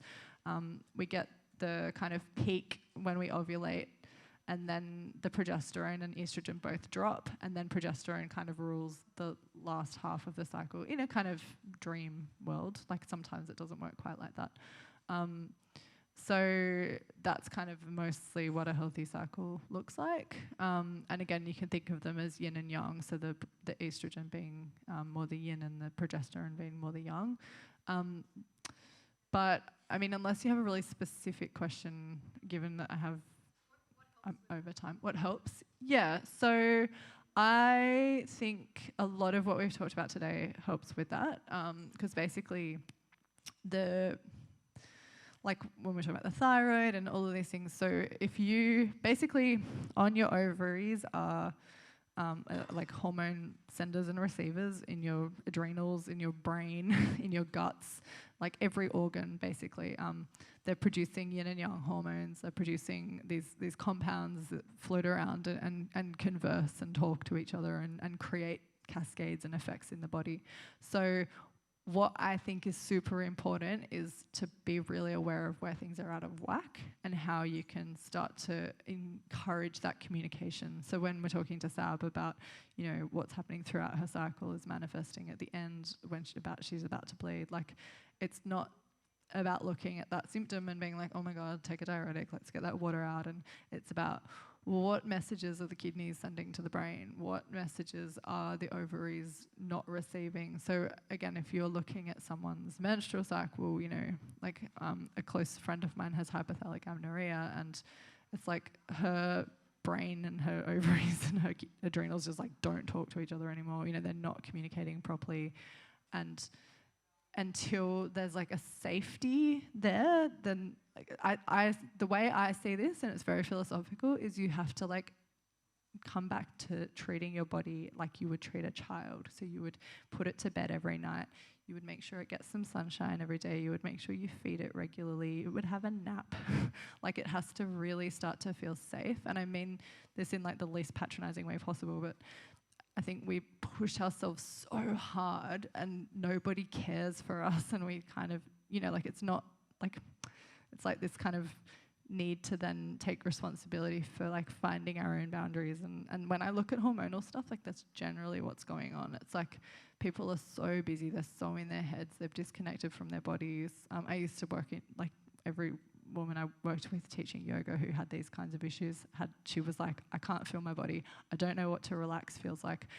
If I lie here and you tell me to feel my feet, I don't know, I can't. You know, like, it's just like they're kind of like almost, if they're lying on the ground, they're almost like off the ground because their bodies just don't know how to relax. And I'm like I always call myself like the relaxation fairy, but my first job was like teach them how to feel themselves and to relax, and to like, that's the start. And, you know, usually most of those women within like 3 to 6 months would start bleeding again, or things would start to kick back in, and they could go do all the tests and, you know, all the things. And it's like, it really comes down to how well you're caring for yourself, and how, you know, because I believe these things want to be in balance. I believe nature is smart and homeostasis is normal, and, you know, like, health is our baseline paradigm. Like, that's what I believe. I just don't think nature would fuck with us. Like, it's not meant to be that way. I think our culture fucks with us, and I think we fuck with us, but I don't think nature does. So I believe that the closer we can get to nature and the closer we can get to a natural rhythm for a human, which is not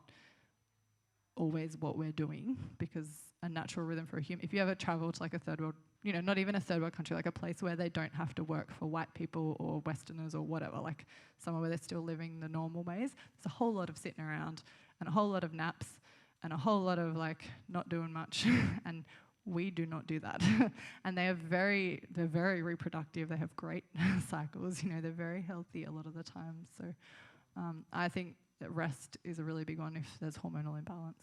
Yes, we really have to wrap that up. I think everything we've talked about like always comes back to endocrine health. But thank you everybody for coming out. We really appreciate all your time and attention. And thank you, Tahnee. You've been amazing.